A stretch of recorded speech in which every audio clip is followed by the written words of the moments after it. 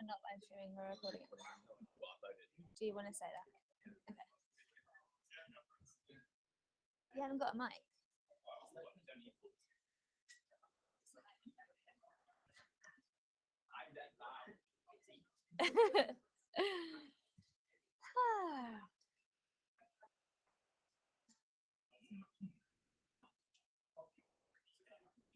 Cool, it's a good turnout, isn't it? There's loads of people. 6 months. Yeah. Let's keep to it, shall I'm we? pretty sure it's 6 months. Let's keep consistent. Yeah. Yeah. Nice.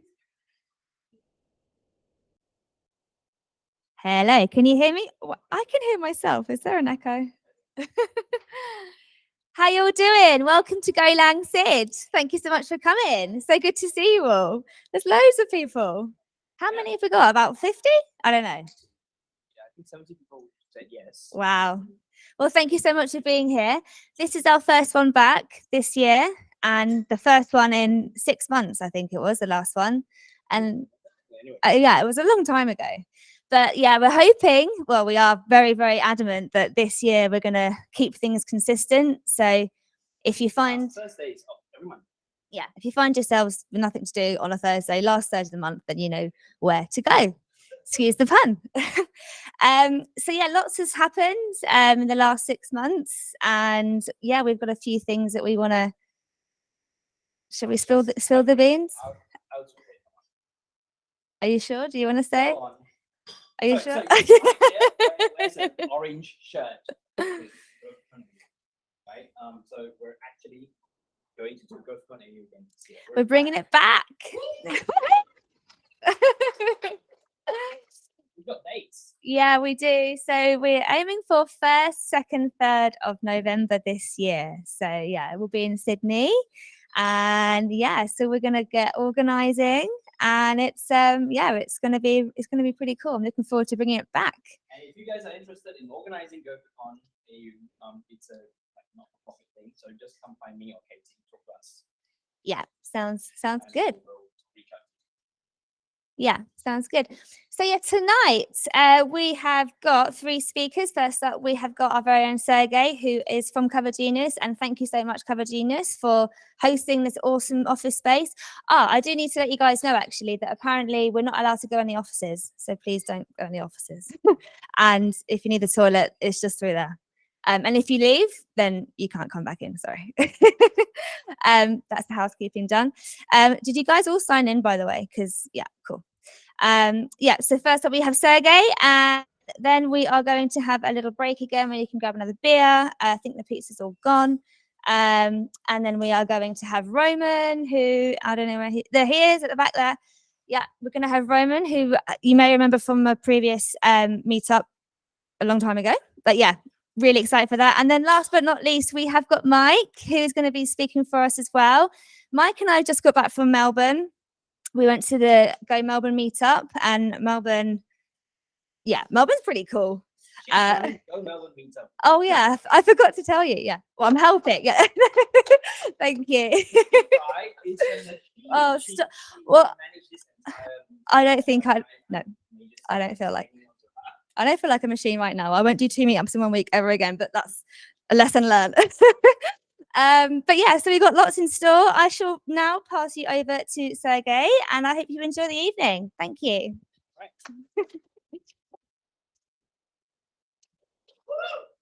Yep. Right, take it again.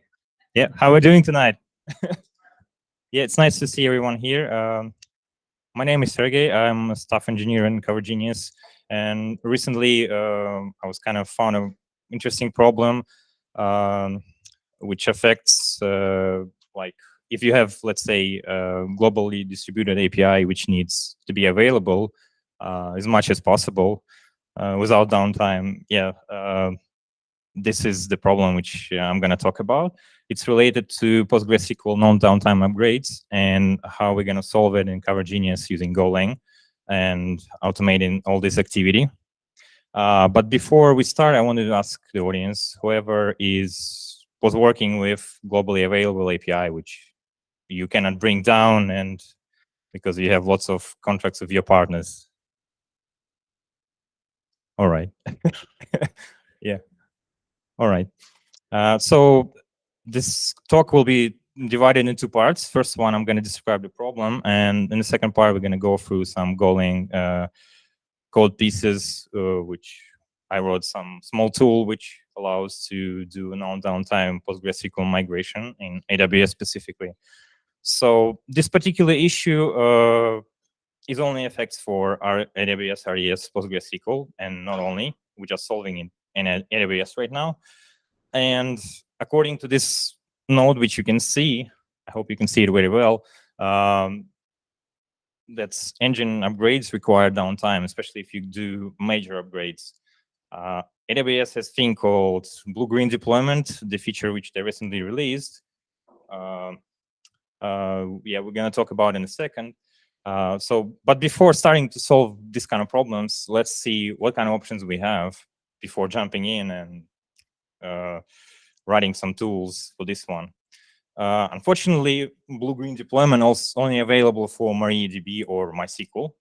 So to be honest, they solved this problem 20 years right now. So you don't need it for MySQL anyway. So it's a feature in AWS RDS. So they spin up a new, let's say, master. They do it behind the scenes, and they create a multi-master setup, upgrade another one, and that's it. They switch traffic. Because the nature of replication in MySQL allows you to do crazy things like multi-master setup. All right, what do we have? Aurora. Okay, you're gonna pay twice more. Global database is not available for zero downtime patching. And also when you do minor or major version upgrades, you will still have downtime. Not good. What else? DMS, which stands for Database Migration Service in AWS. Couple of disadvantages: pricey, very complex process and configurations, and lots of serious constraints. One of these, let's say, for example, if your string is very long, it can cut it when you migrate your data, and you will find out in a couple of days. And you can lose your data, which is also not cool. So we went through all these options. Unfortunately, there's no way. There's no out-of-the-box solution, so we need to think of something. So one way we would like to achieve it by having a multi-master setup, like on the first part of the slide, when the writes going on old master replicates also to the new master and vice versa, or at least everything which happening on the old master going to the new master. Can we solve with PostgreSQL? Let's go for the first at looking at the replication types which is available. Physical, also known as streaming, which is streams write-ahead log over the network, replicating block by block, and logical. So this is very high level, how physical replication works. The best part is not available for us in AWS, so we cannot really use it. But even if we could, I'm not sure if we can upgrade the another instance without downtime, because there might be changes in string protocol itself, because the nature how it works.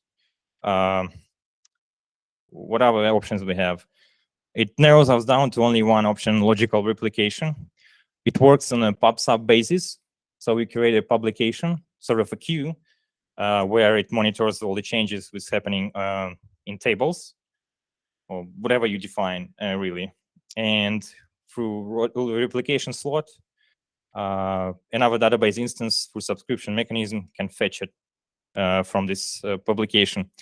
Though it has several constraints, like it doesn't replicate sequence numbers, like starting positions, and it doesn't replicate any DDL changes. Like, so if you create a table or like alter table, good luck.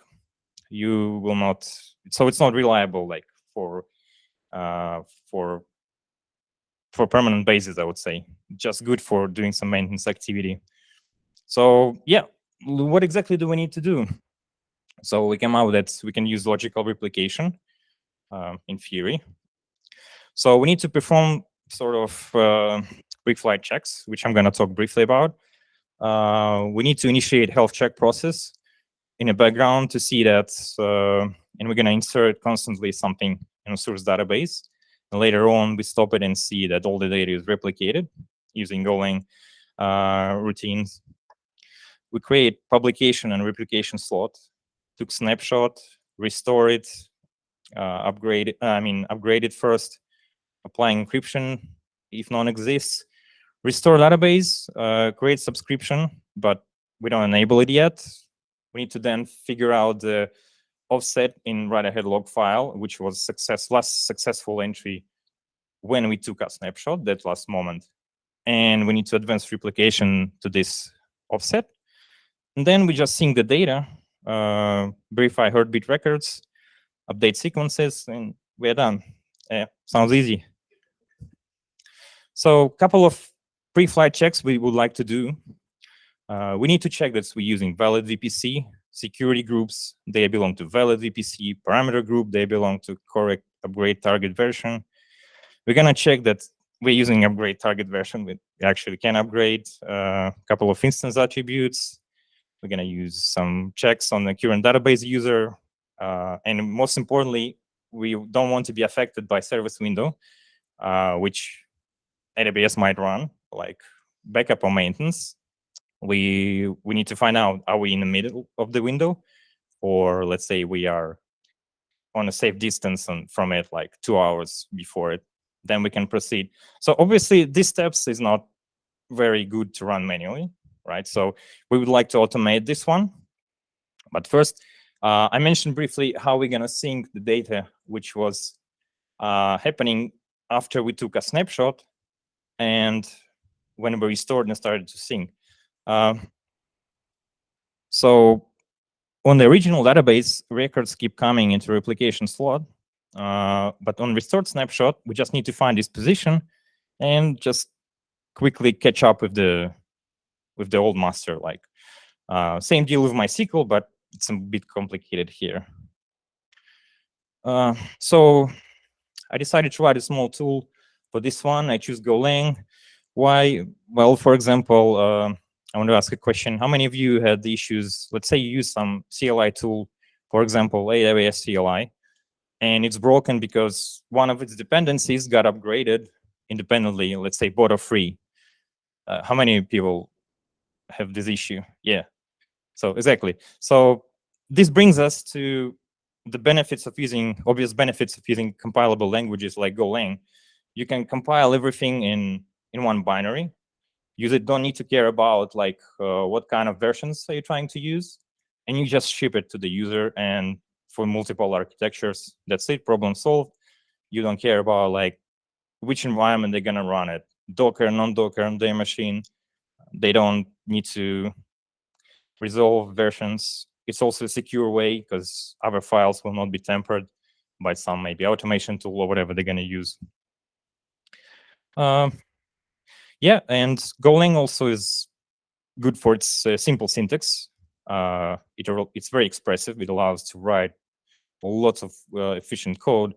And also the power of where it shines, the power of Go routines and channels, where you can spin up lots of threads and do optimize like lots of network calls in the background, and there's no problem syncing between them. So yeah. And yeah, I created this DB relocate tool, which does all of this stuff. Yeah, it's located on CoverGenius GitHub account. QR code is also available. Don't worry, on the further slides, it's also will be available. So whoever wants to look, please do so. I'm planning to support this one, and I'm planning to include not only PostgreSQL, but other databases. I'm going to talk about future plans and how I'm going to do it in the end of the talk.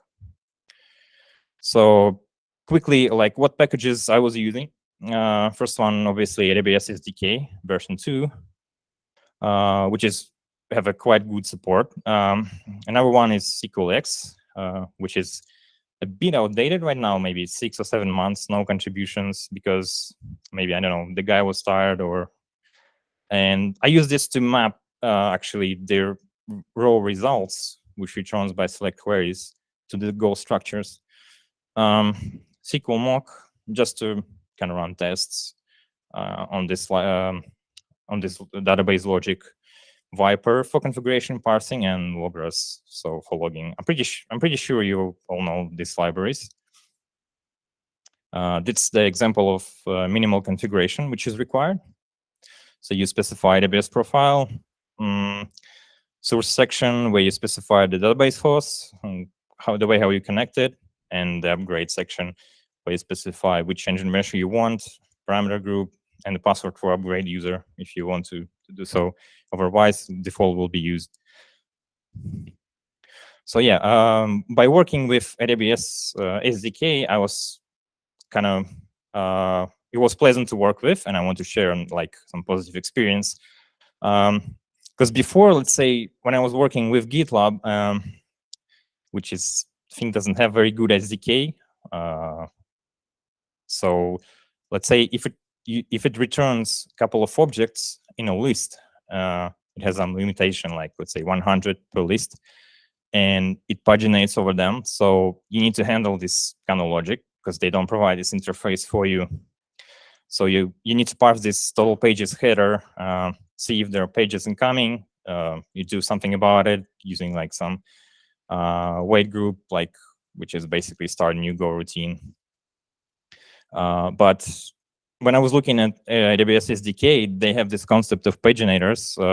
Sorry, not concept, but they have this available to you for every object which is expected to return multiple items, right? Which you cannot fetch in one go. And basically, they have two methods for each paginator, which has more pages. As you can see, it's very straightforward to iterate through. And another one's next page, which actually fetches the content of this page. And then you're going to do something about it, which is quite cool and easy to work on, because you concentrate on what you have to do instead of writing these helpers, how you're going to deal with these pages, cover it with tests, and what if header's going to change, like external pages. Everything's going to be broken. Another one is waiters. So let's say you create something, but the object takes long time to be created. Let's say a snapshot, database snapshot. If it wasn't for waiters, you need to write on your own. Like the one way of how you can do it is very basic. It's on top half of the slide. You need to implement on every single object which requires waiting. And the problem is you even don't know like what object you need to wait for. Well, let's say if you look at AWS SDK, it kind of resolves this issue because for objects which needs to be waited on, they implemented or they expose a waiter interface for you. By the way, I'm not advertising AWS here, SDK in any sense. Yeah, but on the other hand, they do. I would say they could do better job when dealing with the strings. For example, if I want to check if my database is in service window time, which might be maintenance window or backup window, isn't top half of the screen, there's an example how the string would look like, and it will contain a pointer to a string, so it even might not exist. And I have to parse this time. So they don't return the time, but they return a string, which I need to to care about, right? And what if they're going to change the format? Let's say they suddenly decide, let's print weekdays properly, like using the full names, right? And again, everything will be broken. So yeah, but to give them credit, they have lots of APIs, so they probably couldn't cover every possible case. Anyway, yeah, this is the example of using like several paginators. So when I'm searching for offset in the write-ahead log file, I need to download the log, and I take the time slice when the snapshot before I start to take my snapshot, and after I restored it, then I parse for some specific record using regular expression, and I use paginations for this one to download the log files to iterate through the list which I wanted to. And another one I want to, because it returns the log file in chunks. And I also iterate through them until I find this LSN number, which is very important for this setup, because if I do it incorrectly, I might lose some delta, which obviously we don't want to. For this one, I just wanted to talk about, like, if somebody has ideas end of the talk. I use SQLX from the Golang to map the query results to a struct. But again, as I mentioned, it's outdated. So if anyone knows it hasn't been updated like for 6 months or something. Yeah. There are some couple of pull requests which not merges, and the offer is not reacting in any kind. So I was kind of see if what do you guys think about this one. Apart from that, it's quite cool. It does its job. Everything I need to. Yeah, that's example of pre-flight checks, which again, of course, nice to automate too, because I need to check if it has super user privilege, the one who will be driving this migration, not migration, but sorry, creating a new master. And I need to check if it's the user is database owner of the database it tries to create publication for. Otherwise, it will not be able to do so. So I'd like to catch these errors at the very early stages in order to not to proceed with migration, to give this input to a user so he can decide what I want to do with it. Yeah. Is it always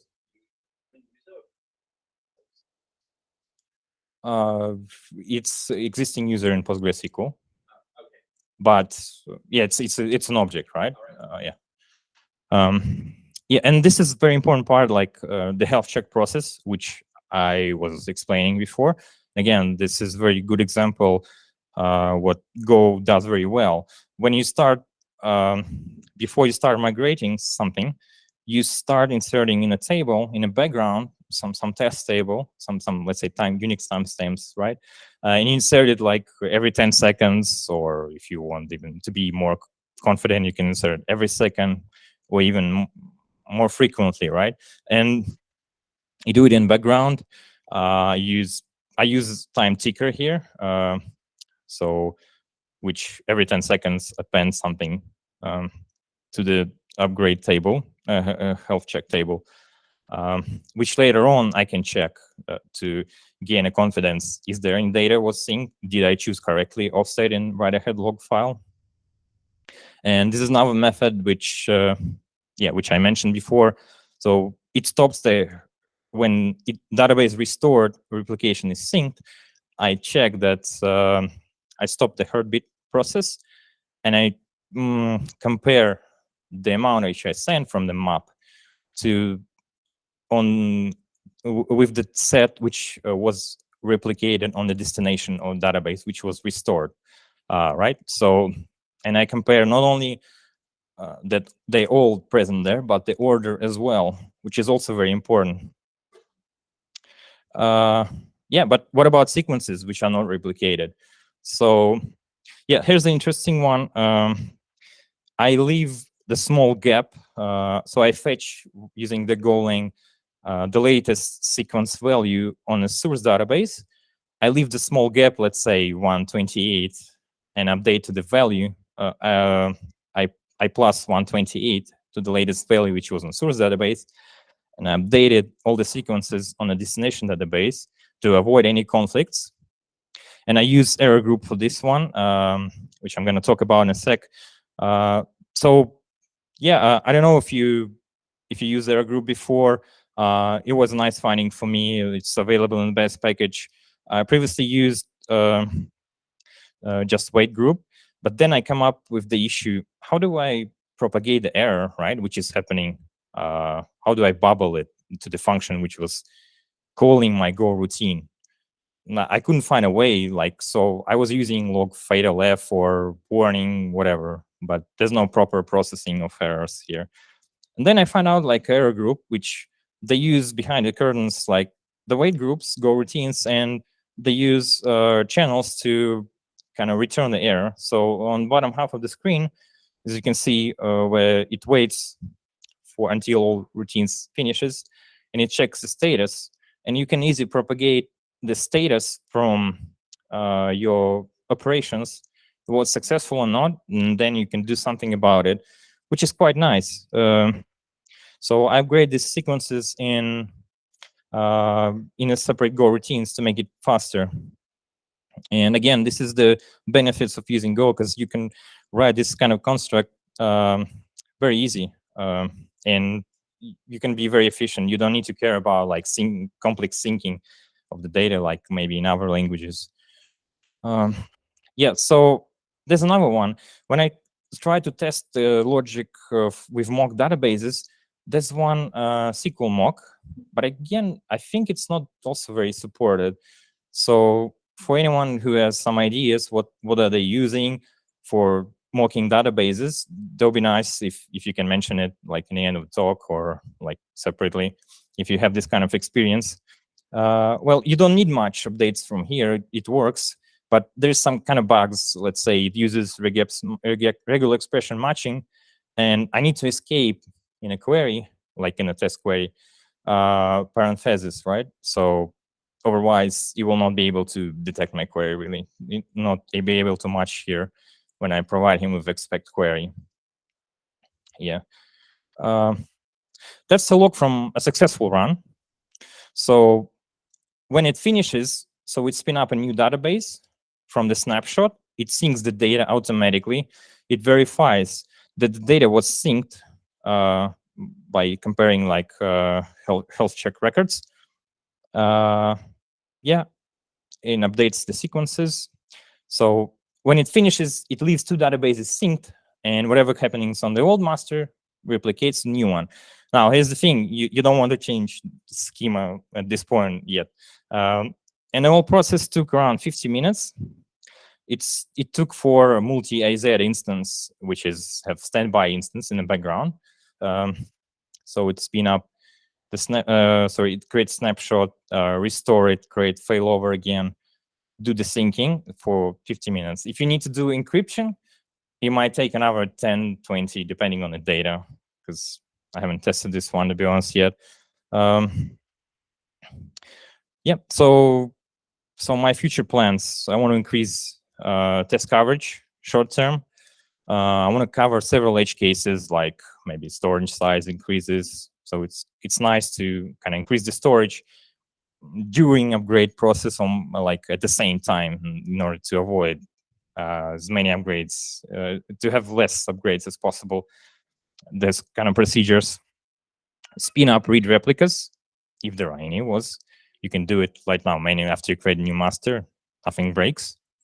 And what I would like to automate, because if you recall this picture with two masters, I would like to automatically provision HA proxy in front of it with configuration which will point to the both, but the new one will be disabled, the backend. And then how we do upgrade, no downtime.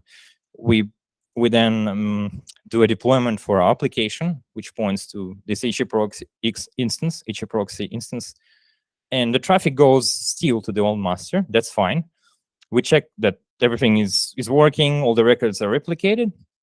Then we just bring the backend, old backend down on HA proxy and enable a new one.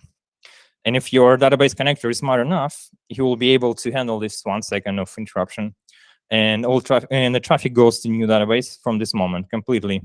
And then you do another deploy, and that's it, which will point to the new master. You're done. You can terminate old one, and you don't have any downtime. So midterm, I would like to add MySQL. It's kind of easy because you can do multi-master setup, no problem. Adding a couple of other cloud resources, maybe Google Cloud or any other. And long-term goal, of course, I'd like to have a Kubernetes operator, which will does this automatically by using some annotations applied on deployment objects. So you can do it, and it will do it for you. Like, you don't need to care about anything. Yeah, that's all. Questions?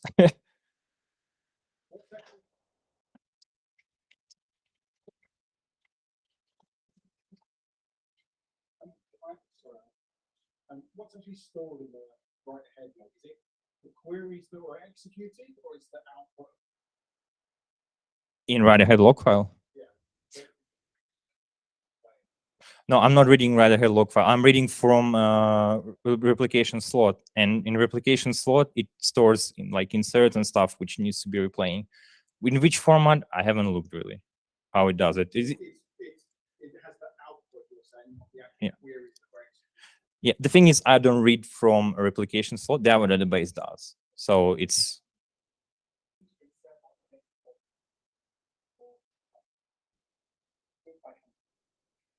Right, so it is storing the queries.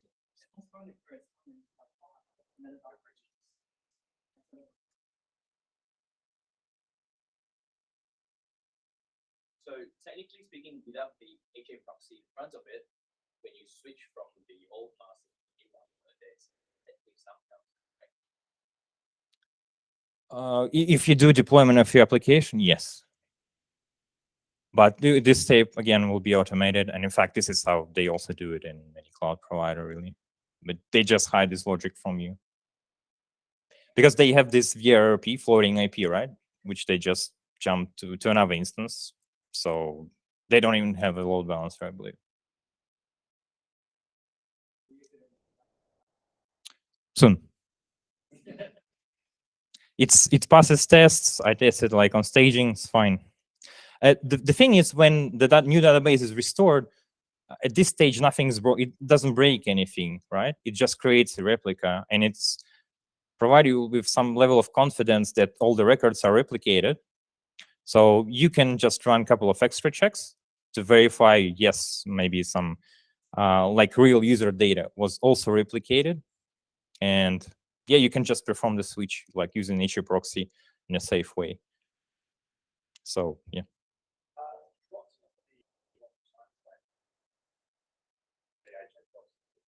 1 second. So you just communicated with SOCAT tool, if you're aware of, you just mark all backend for maintenance. And if you have a session like destroy the sessions, or you can just do gracefully, yeah, there's a couple of options. And your database connector should be able to handle this interruption. You will see some small spike in request time, but that's fine. And then in another second, you just enable our backends. With MySQL, it's easier because you can keep 2 backends at the same time. So you don't really care because it's multi-master setup, but with Postgres, it's a bit complicated.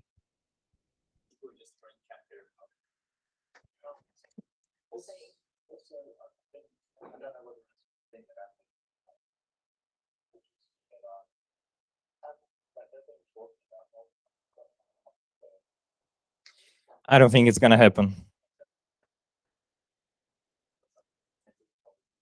It's extremely like over-engineered piece of software.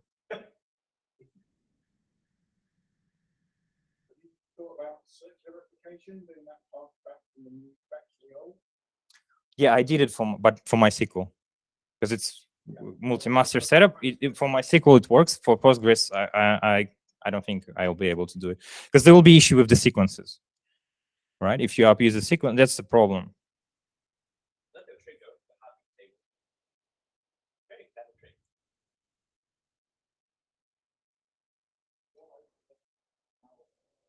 Sorry? Sorry, didn't get that part. Yeah, now will be good. Or well, let's talk after. I don't want to pull our guys. Let's talk separately.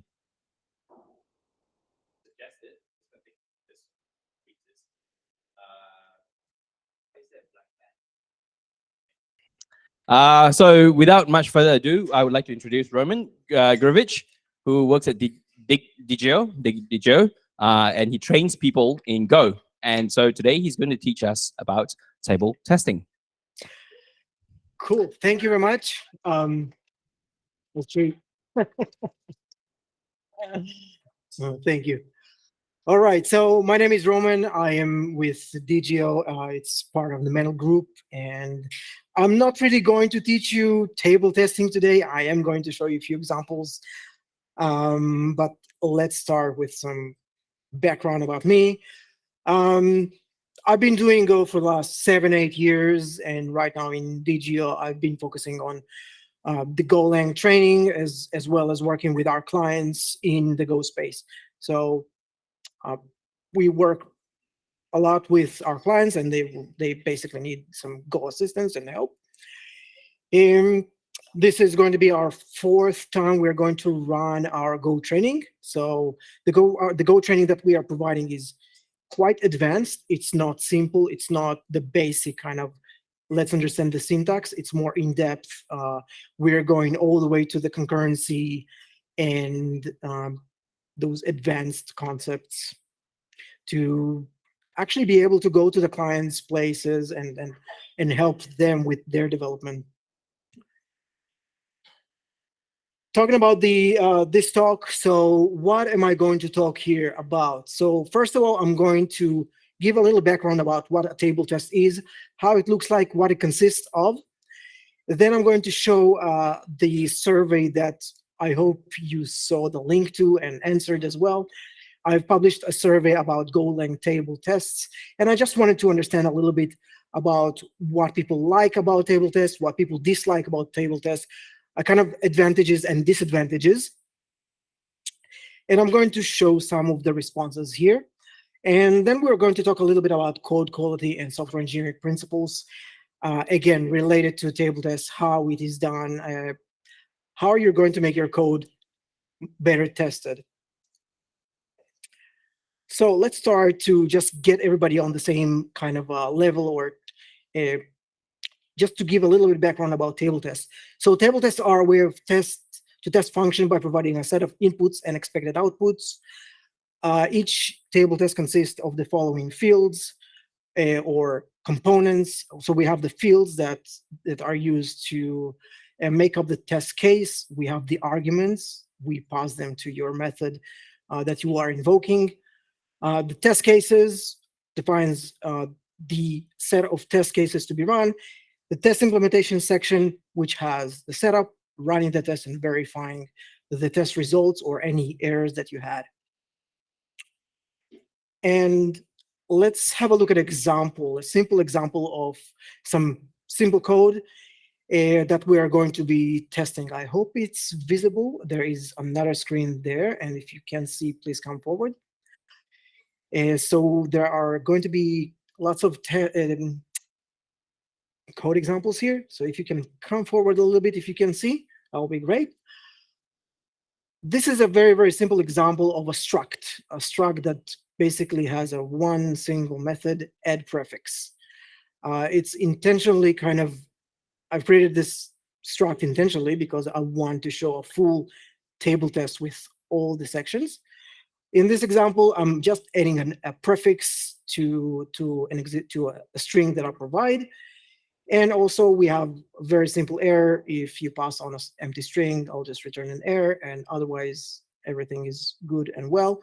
I'm returning the prefixed string. If I generate, and this is generated in the Golang IDE, if I generate this table test, it will look something like this. So we on the top, we have the fields for the setup stage.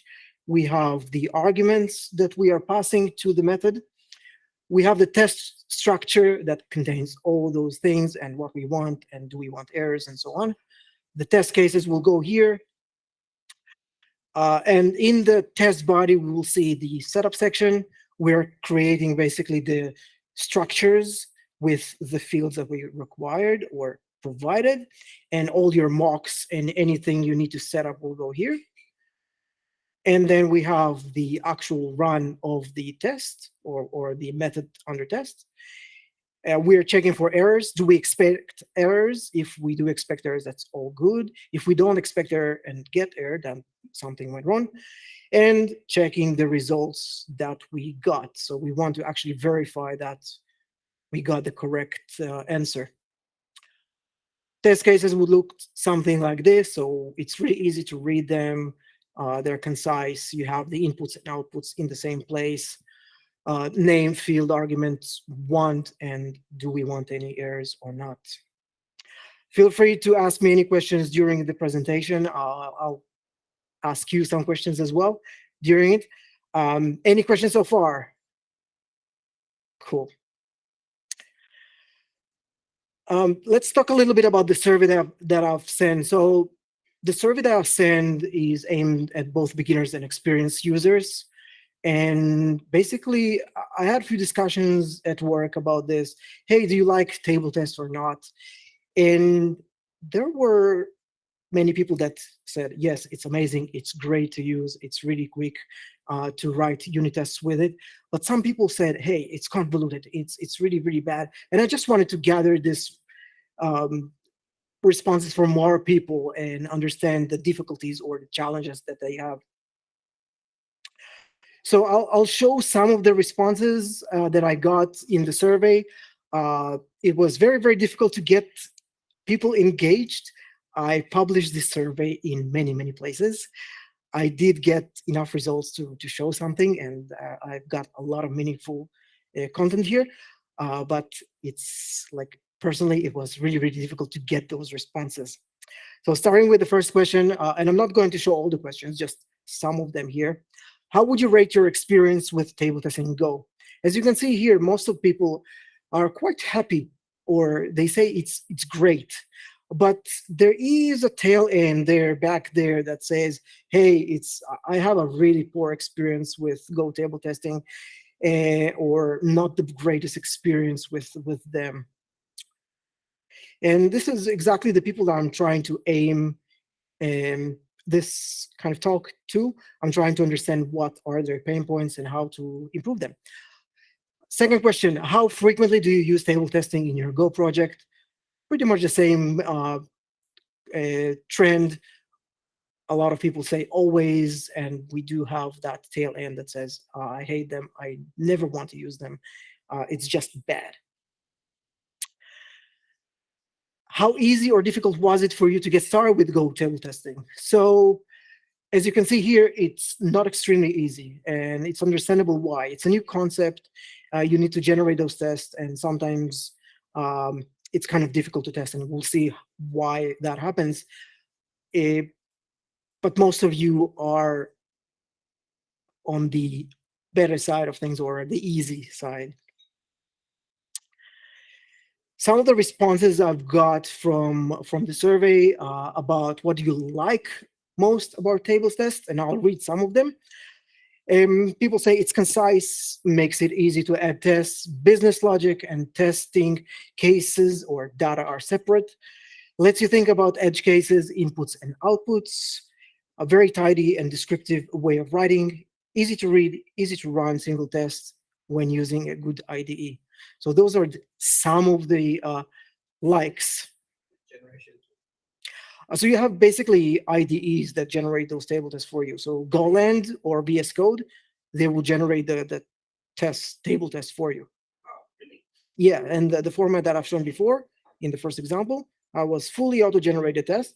You just add your test cases, and that's it.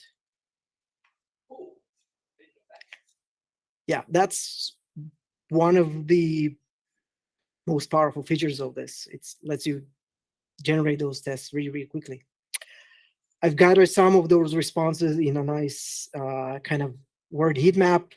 So just to be easy on the eye, one of the most reoccurring kind of word here is easy. It's readable, separation of concerns, it's reusable, scalable, repeatable, structured, clear, native, clean, all those things are liked.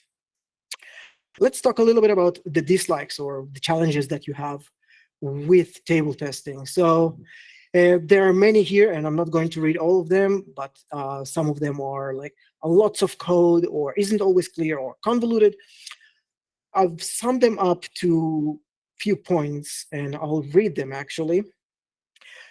Repetition of setups can lead to a lot of repeated code, especially when including negative test cases.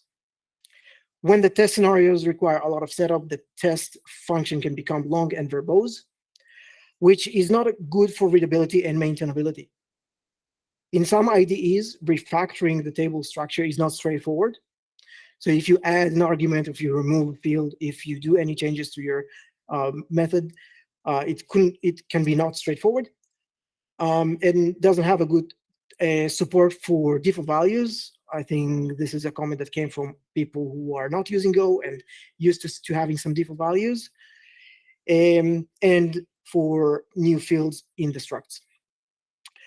Not great for testing edge cases where a lot of mocking is required. And the last one is lack standards, consistency, and best ways of working. Cool. Next question. Do you think Go table testing has helped you improve the quality of your code? And this is an interesting question. It's kind of vague on purpose. A lot of people say, yes, definitely, it improved my quality of the code. But I could ask the same about usual unit tests or integration tests or anything at all. And quality is also kind of ambiguous. What is quality in code actually means? So the question is, how do we define a good quality code? So when I created this presentation, I actually use a little bit of, I wouldn't say cheating, but I use ChatGPT to help me with the examples, with some of the test cases, and it was really, really interesting to just play around with ChatGPT. And basically, I asked ChatGPT this question in the context of Go, and it said, in the context of software development, generally refers to a degree to which a software product meets its specified requirements and performs its intended function reliably and efficiently. In other words, high-quality software is free of bugs, works as expected, is easy to use, and can be maintained and updated over time without introducing new errors. I don't think we can disagree, right? But still, it's kind of vague. So the question is, how do you measure good code? How do you actually make sure that your code is good? One way of doing that is basically adhering to the best practices in software engineering. And this is what I'm going to try to do here. I'm going to try to speak about this specific principles, which closely related to table tests. And I'll show a few examples, which are going to be very bad examples, and how a table test would look like, or when we will try to test them with a table test, how the test would look like. And we will see how to improve those things as well. Let's go over those principles really quickly. So the first one is single responsibility principle. Each module should have a single, well-defined responsibility. Second one, list of substitution principle. Classes, and I explained why classes are here, or how it relates to Go, should be extendable without modification to allow for greater flexibility and maintainability. Next one is minimizing coupling, reduce the interdependency between modules so that changes to one module have minimal impact on another. Do not repeat yourself. I think that's kind of obvious. Avoid repeating the same code or information in multiple places to reduce maintenance costs and increase reliability. And I'll move to the first example, and let's first go over the example, and I hope it's big enough for you to see. And we'll try to identify what kind of principle it violates, and then we'll try to write a table test for it, or at least show what a meaningful table test would look like for this method. All the examples are very, very simple and might not represent real life kind of methods that you would see in the real life code, but they are representative of what I've seen before and what I see people still do. And most of the examples were created with ChatGPT. So first example, we see here a function that does sum and print. It basically sums an array or a slice of numbers, and then prints the results to the standard output with the prefix result. That's all it does. What kind of principle, or what is the problem here that we have? This is the time when somebody shouts.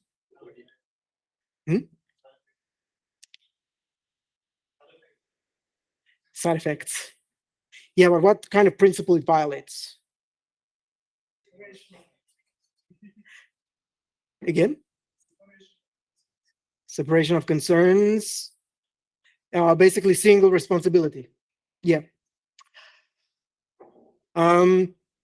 So this is on the right side, we can see generated tests we using IntelliJ, Golang, and all we are doing here is basically invoking the method. But do you think this will be enough to actually verify that our function functions correctly or verifies the results, or actually reading the result and making sure that we printed the right one if we just leave it as it is? Probably not, right? We're not verifying any outputs from invoking this method. Can you just like check, send it out?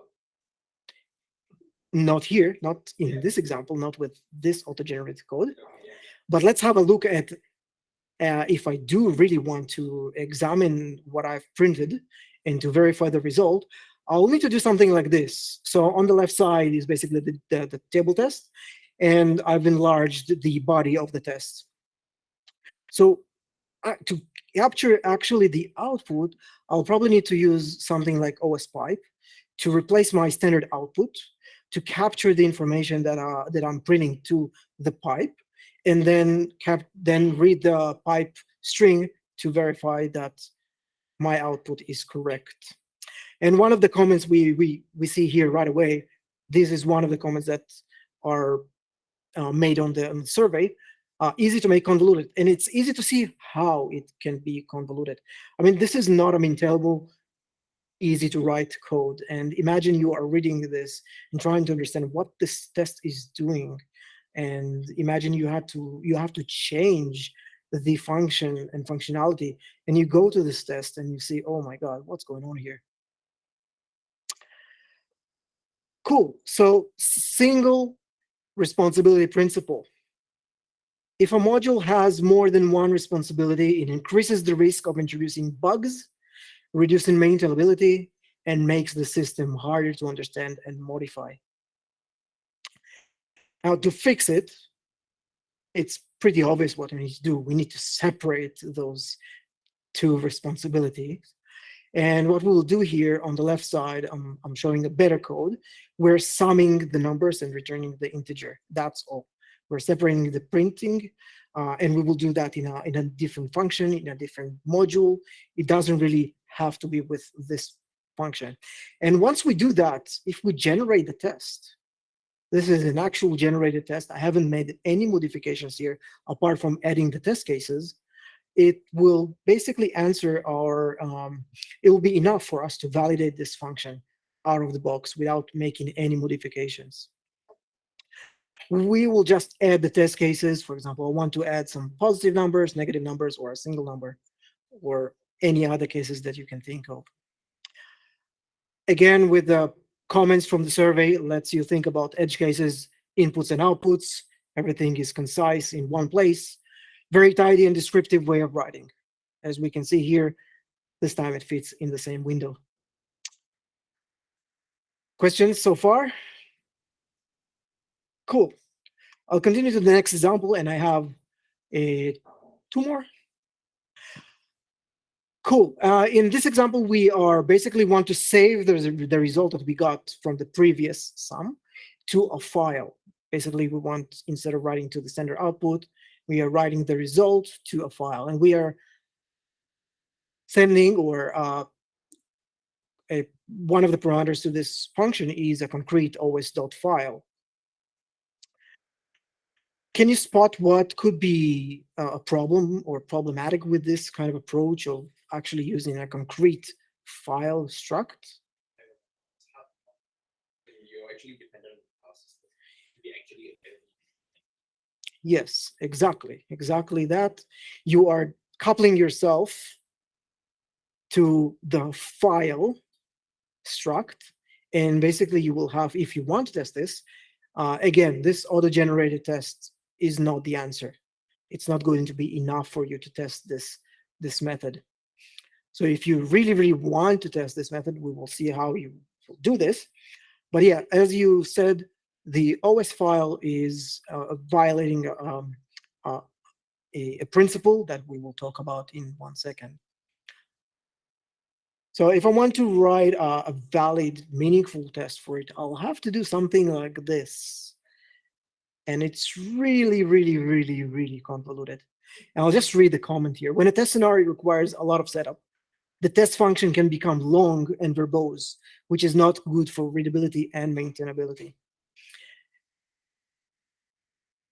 I'll just go over the test body and just explain what's going on here. So first of all, we're creating a temp file here. It's not even in this code. We are creating a temporary file. If we want some errors, we have to corrupt the file or create a situation where we cannot write to that file. And we save the results, check for errors, make sure that if we want errors, that's fine. If not, that's not. Now, to read the file, we need to reverse the cursor back to the beginning of the file, read all the text, and then compare the string to what we expect the test to have.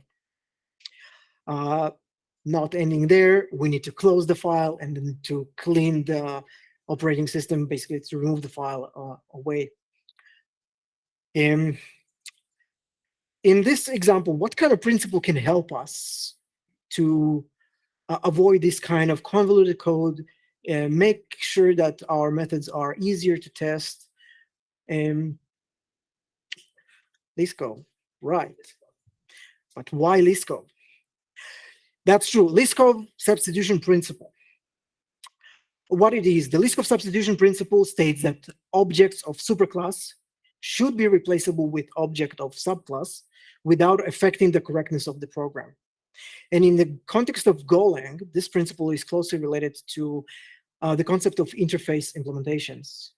Basically, if we replace the OS file concrete struct with an interface, our method should not change its behavior, but it would be much easier for us to maintain, to test, and not only that, we will have additional functionality because we will be able to pass anything that implements that interface. And let's see how it looks like in this example. So a better way of doing that is using the built-in IO writer, which is a very powerful interface that allows you to use multiple concrete implementations of a writer. In this case, file implements writer. So we can pass a file struct to this method and it would work as expected. But on the right side, we can see how easier it is right now to table test this because we are using the interface. So this is a completely auto-generated file, table test. And it actually provided me with a default implementation of the writer. So we are using, this test is using bytes.buffer, which is basically a built-in type, a struct that you can write and read from. And it's all in-memory. You don't need to worry about opening files, closing files, or anything like that. And we can also see how easy it is to write the test cases in this scenario. So we generate the test. We don't need to worry about opening or closing files or creating temporary files. We just use the interface, and that's pretty much it. Comment, I can concentrate on figuring out on things that I actually want to test instead of creating roughly the same test skeleton over and over again. Next example. In this example, we have a get data from API, and it's very, very simplistic method. It's very, very simplistic thing that you probably won't do it in your production code. Basically, we are passing a URL, and using the default HTTP client in Go, we're doing a GET request from that URL. We are getting the result and decoding and mapping this to a map, and that's our return value, this value map. Do you think, again, the same question, how hard or how difficult would it be to write a table test for this kind of functionality? So imagining to write something that would validate that your input and outputs are correct. Again? Turn off the Wi-Fi and this thing. That's true. Yes. So we have a single negative test. But if we want to actually test this, we'll probably need to set up a test server.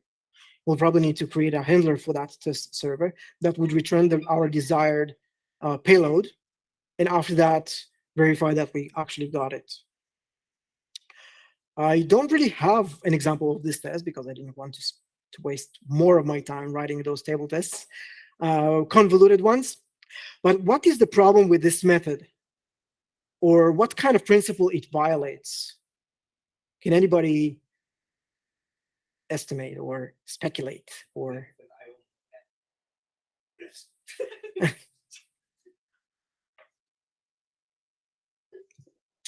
can you see the HTTP GET? HTTP GET is basically using the default client that Go provides. It's a shared global resource. Basically, if you have multiple of these methods, either get, post, or anything else, and you use in all of them HTTP GET, if you change a single instance or a single property of that client, it would impact not only this implementation, not only this method, but all of your other methods. For example, I want to set a different timeout. I want to set a different transport or anything at all that I would change on this specific client will not only be applied on this method, but on your entire application. So can you estimate what principle it violates now? Cohesion. Yes, that's coupling.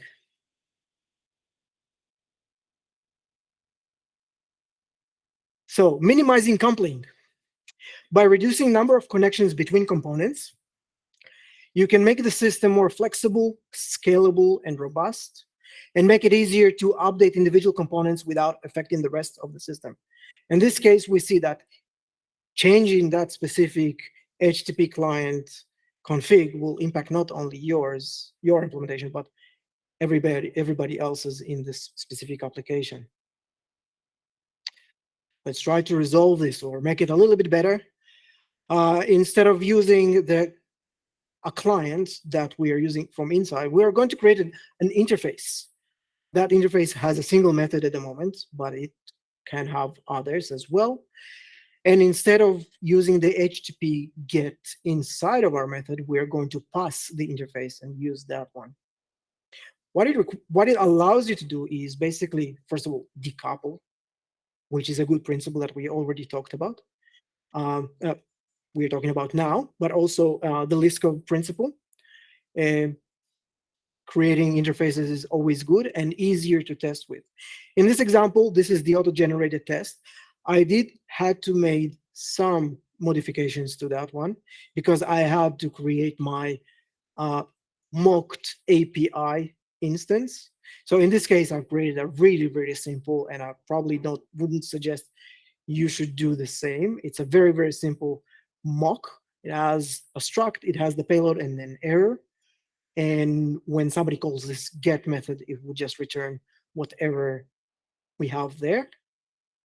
But it makes the test, again, mostly auto-generated, easy to write tests to, easy to verify that the result that we got is what we expected, and also to test for errors as well.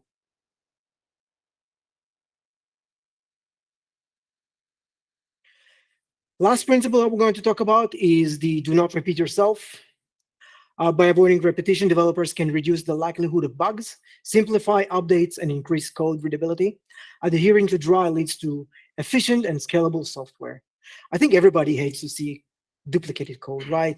It's so annoying to see something sometimes, oh, I need to change this here and that here, and it's the same code. Let's compare table testing to more traditional unit tests.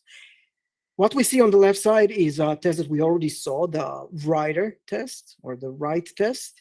And on the right side, we can see basically the more traditional unit test that each test case has its own method. We have the inputs and outputs in each method.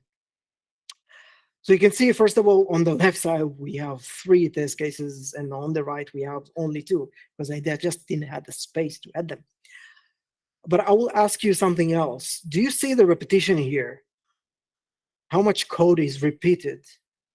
If I'm going to highlight this a little bit better, we'll see exactly how much is repeated here. So yes, maybe the method name is a bit different, but the concept is the same. You don't care about those things. You don't want to copy paste them. And also, when you are looking at the inputs or outputs to your test, it is really difficult to see them because the input to the test is at the top of the method, and the outputs, the expected outputs, are on the bottom. And there is could be a very big distance between them, which doesn't add to the readability of this code. And again, one of the comments that we had there, repetition of setups can lead to a lot of repeated code, especially when including negative test cases. On the left side, we see that, on the other hand, we see on the left side, it's a generated test, right? So although you can argue, yes, we will see many of them, and they would look very, very similar in our test package. If you have, for example, 5, 6 methods under test, you will see this pattern repeating itself over and over and over. But it's mostly generated. You don't really need to go to the body of the function. If you did that correctly and you minimize the amount of changes that you make, you don't really need to go to the body of the test and understand what it actually about. You just go to the test case and say, hey, I want to write positive numbers. What is the input? 42. What is the output? Result 42. Do you want errors? No. It's really easy to read. It's concise and in place.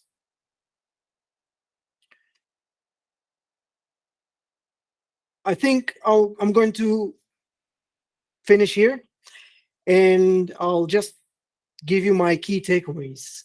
So first of all, minimal changes to auto-generated test bodies improve tested code and maintains key principles that we saw before. If generated tests prove challenging, it may be worth reviewing methods to confirm compliance with the established practices. So if you find that something is really, really hard to test, maybe you should have a look at the principles and check, hey, what am I missing here? Why is it so difficult? Table tests are faster and easier to write because they're generated. You don't need to write them. You just generate them mostly than traditional unit tests. Table tests are easy for others to read and understand quickly. Best suited for unit testing, but I would argue that they are not really well suited for more complicated, for example, integration or end-to-end tests, because they are more complicated, complex, and would introduce a lot of, yeah, that's a bit disturbing. 1, 2, good. Yeah, and can introduce a little bit more complicated, and you will have to change your table list a lot, as we saw before. It's not that you cannot do that. It's just you might think that a traditional unit test or a different method of testing might be better. Last question that I've posted in the survey: would you recommend Go table testing to other developers? I think we see here from this kind of result that most of you would say yes, definitely, or yes. Again, this slight tail that I hoped I helped reduce that tail today by showing you those kind of principle and how to write easier your table tests. Questions? Yes. Okay, we'll start at the end and then we'll come to you. All right, just meet me halfway, man. So you did the survey. My question to you is that reflects in let's say, GitHub repository, like how that people actually use in testing in like in productions and other people repositories. Do you think is the standard basically? Well, I'm thinking about like your survey versus what people actually do in practice. Oh, that's a really difficult question to ask. This is exactly why I asked people whether they work with table tests or no. And it seems like the majority of the people do work with table tests.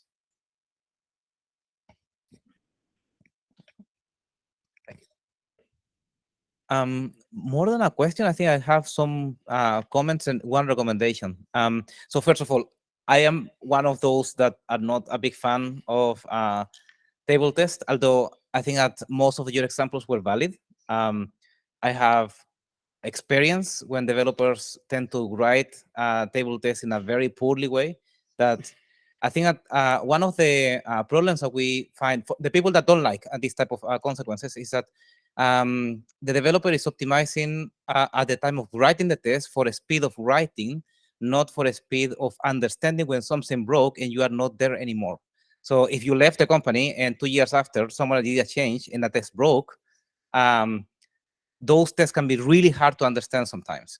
One rule of thumb that where I feel comfortable with the table test is in the test body, you should never have conditionals on the test cases, on the values provided by the test case. If you have any if conditional, you should split that into multiple tests, because that becomes really convoluted to understand what is the purpose, what are you testing. And if you are writing really test-driven development, if your code is being designed by that, the optimization of the IDE of writing the test after writing the code really is kind of counterproductive. I guess that is not necessarily a plus of the technique. It works if you're writing tests, but probably test-driven development, you just focus on the API first, and that will drive to probably write different tests rather than to write on a spreadsheet of values and focusing on the implementation after. That's true. I'll first answer your first question. So you said it's people who are generating tests, they just generate them, they'll leave them, and somebody else comes and it's really easy. It's really difficult to understand the test case. Yeah, it's more romantic like this. No, it's okay. Okay. So you're saying it's really difficult to understand what the test is all about, right? It can be. Can be. Especially if you put conditions. That's exactly my point. I mean, table tests should be simple. A table test body, especially, my argument is you should do minimal changes to that test body. And if you do that, all you need to focus is on the test cases and not on the test body. Yes, you do need to do that sometimes, and you do absolutely need to do, for example, mocks, and to add some mocks to the test body and maybe initiate some stuff in the setup stage. But if your methods are simple enough, as they should be, then table tests should answer most of your concerns. And I'm not saying you should do that for everything. If it doesn't make sense, it doesn't make sense. Just write a traditional unit test. But if it does, it makes our work much easier, in my opinion. Your second point was, remind me?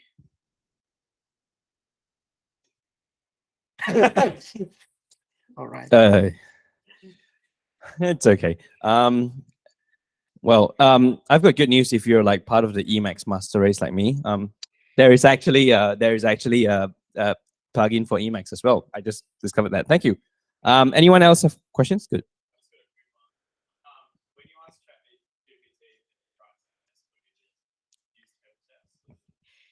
So when I asked him to write tests, I actually explicitly told him, hey, I want some table tests. And not only that, so a little anecdote.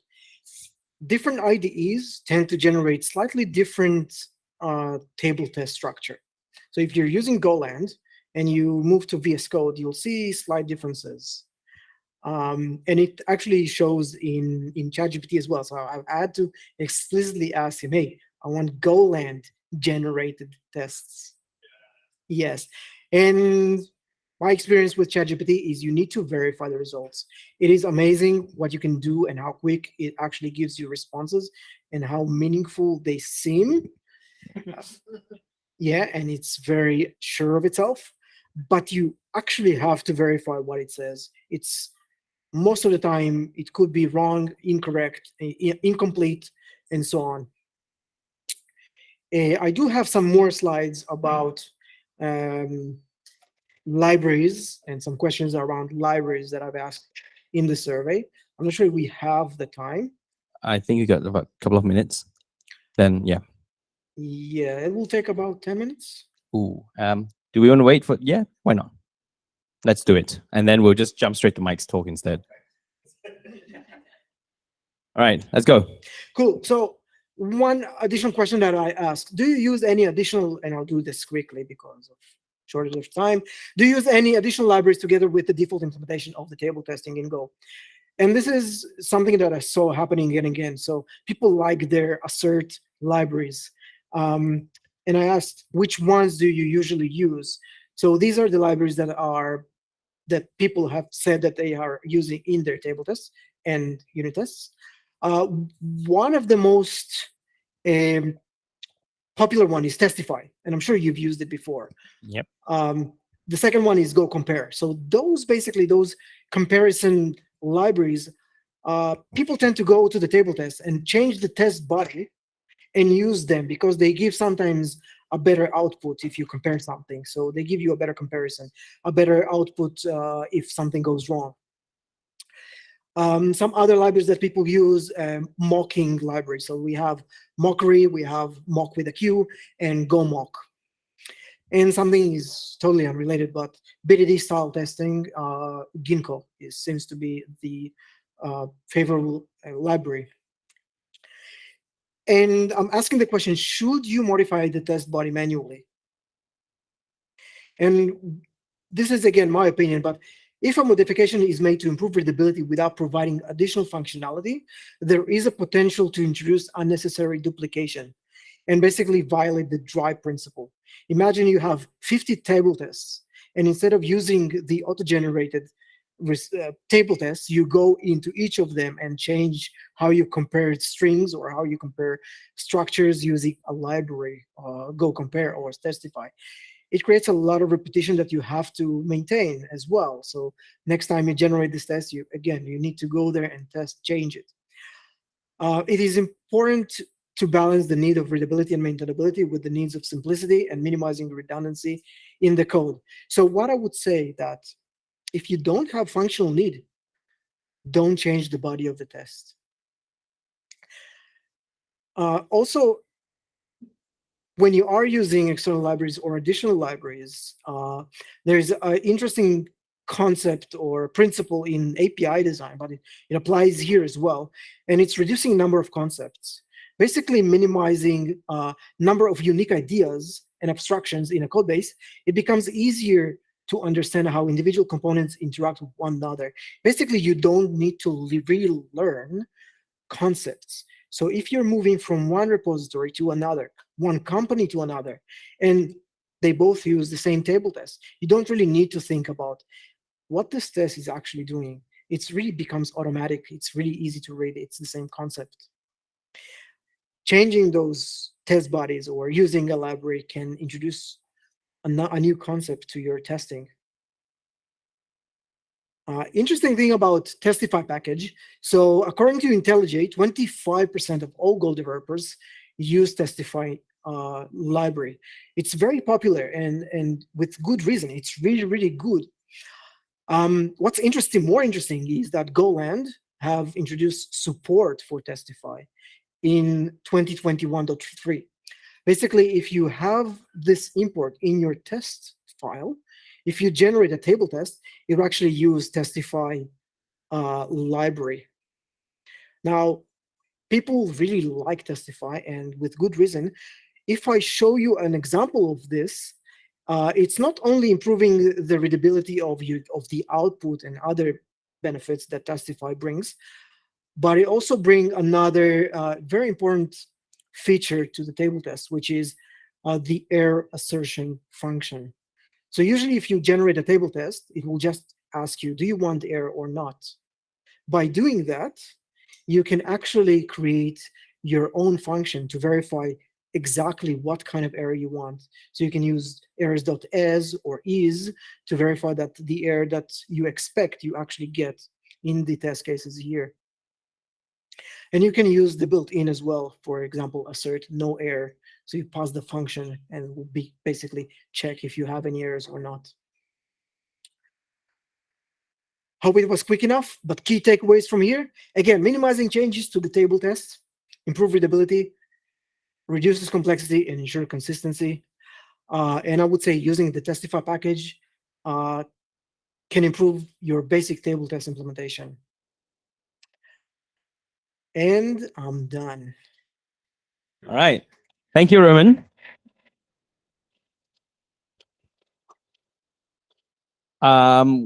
I said there will be no breaks, but I was mistaken because many people, humans especially, need to actually expel waste. So 5 minutes toilet break.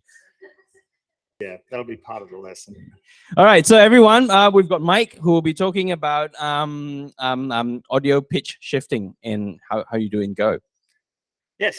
Okay. So this is actually a talk that I've been, well, it's not so much a talk, it's a thing that I've been trying to achieve on and off for years and always failing. Firstly, that's me. I've been writing Go for 10 years now. I remember I actually started writing Go pretty much the week that version 1.0 came out. So I cannot remember exactly when that was, but it was like brand new as 1.0. I used to be very much in tech. I was developer, sysadmin, network security, consultant, the whole lot. The last few years, I've sort of been pivoting, been getting out of tech, doing rope access and height safety, just because I actually enjoy it more. It keeps me fitter, and I don't have to sit in an office all the time. I've always been an audio nerd. I love making music badly, playing with it even worse. And yeah, obviously trying to write software to do some of that. So now I'm still a part-time consultant. So if you've got anything interesting, especially if you've got like a server halfway up a cliff, that's right in my wheelhouse. And I just program for fun now. So, first things, I'm not an audio expert. I am an enthusiast. I am not amazingly well versed in either digital signal processing or the maths involved in digital signal processing. So this is going to be very much a layman's explanation of a lot of things. I will probably get things wrong. Anything you see, any code you see, it's horribly buggy, really, really, really bad. We have, yeah, we've probably got race conditions on race conditions. I'm dealing with hardware packages that are written in C that I'm then trying to do real-time IO with Go, and yeah, it's messy. So don't use this in production, but feel free to play with it. It works. So firstly, digital signal processing. Basically, it's processing any sequence of numbers that represent samples of a continuous variable in a domain such as time, space, or frequency. It doesn't actually have to be time, space, or frequency. It can be any dimension at all, anything measurable as a varying thing. These things are used in everything. I probably don't need to tell you this. Your phones have dedicated DSP chips in them, this screen, this microphone. The Probably the one that's going to cause some problems in a little bit is there's probably an automatic feedback cancellation chip in somewhere in this AV system, which I'm going to give it hell in a second. So, but yeah, so radar, data compression, often used in data compression, video audio codecs, massive seismology. It's a very interesting one. I gave this talk in Melbourne a couple of days ago. First thing, someone came up to me afterwards and said, oh yeah, I've just retired, but my first job was working for the army, writing hardware or developing hardware to detect nuclear submarines using Fourier transforms. So we'll get into that. I don't think he was actually meant to tell me that. It was just really interesting. Astronomy, it's used in signal processing for telescopes, right, especially radio telescopes. It's used in particle physics. It's used everywhere. So in the audio world, mainly the thing that you guys will be most familiar with is codecs, MP3, FLAC, the lot, or Vorbis, Speaks, a whole lot. There are textbooks written on this. Trust me, I've read some of them. It's a massive area. Specifically, just codecs are a massive area of research. Audio processing, what used to be done in studios on massive desks that cost millions of dollars, can now be done on little box like that, costs about $1,000, because we don't have to do analog processing anymore. There's obviously audio files out there that'll tell you that it sounds better. But yeah, but mixing, mastering, all of this stuff is now DSP based. Effects sort of connected to this. So if you've ever tried to make music or successfully made music using a computer, you'll know that we have plugins, we have all sorts of like things like reverb, compression, delay effects, incredibly weird things that like are sample based, and they're all DSP. And noise reduction, restoration is a really good one. There are software packages out there that take historical recordings that are taken on wax cylinders and can actually extract, like, get rid of the noise and extract a usable, pleasant sound from them. It's absolutely amazing. And often these processes rely on Fourier transforms. Not always, but often. So what is a Fourier transform? Obviously invented by Fourier. I'll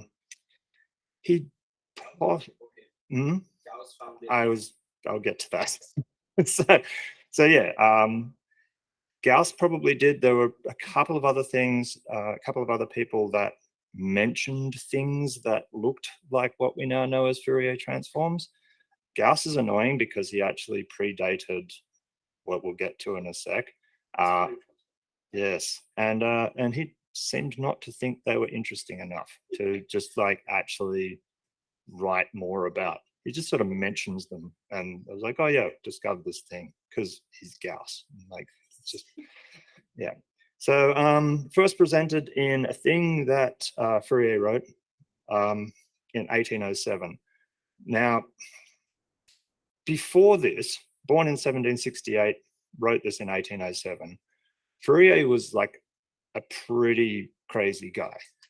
He got locked up during the French Revolution as a student. He was promoting revolutionary ideas.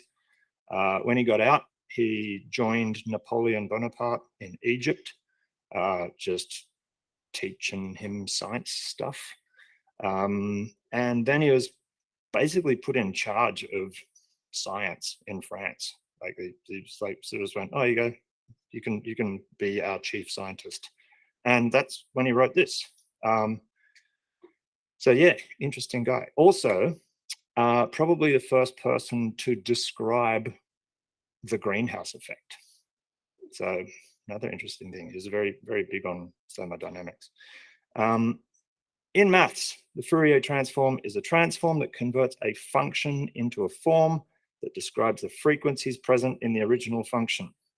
The output is a complex valued function of frequency. Now,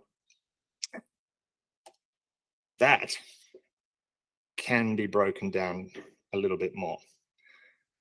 When you look at a waveform, doesn't have to be audio, could be light, could be radio signals from space, could be anything. You can get that complicated waveform. It doesn't even need to be on a linear dimension. And you can break it down into what are called partials. Partials are basically simple sinusoids that you add together to make a more complex wave. Now, each of those partials can be described with a simple function. It's literally a single frequency, single magnitude or amplitude, and that's it. You can make pretty much any complex waveform by adding a whole bunch of simple ones together. Frequency, magnitude, and time are interrelated. You get time and magnitude, put it through a Fourier transform, you can get time and frequency. You can reverse or inverse. It seems to be the industry parlance to not say that there's a reverse FFT, there is an inverse FFT or FT, to turn it back the other way. Now, Fourier transforms themselves can operate on infinite signals. It's not real, like there's nothing mathematically wrong with doing that, except that it'll take a long time. So discrete Fourier transforms operate on finite, small bits of a signal. Unfortunately, Fourier transforms are slow. They are quadratic time. They're not really usable. There have been hardware implementations of Fourier's original way of doing this. They're just not used anymore. 3 Blue 1 Brown, if you know him, did a really, really good video a few years ago with nice graphics that describe all of this. It's really good video, highly recommended. But, a couple more things. This is using a bunch of simple sinusoids to create what is known in the industry as a square wave. So we've got 1, 2, add another one, 3, add another one, 4, and you just basically manage to home in on a shape. Now, if you put that wave through an analog to digital processor and then back out again, you will get exactly the same thing again. So it's not, you're not losing information, you're not like sacrificing anything. It is representing the real signal just by adding, in this case, probably 5 or 6 simple sinusoids together. This can be done in more complex ways. I wanted this to be a gopher. Unfortunately, this package at the bottom here is written in Python.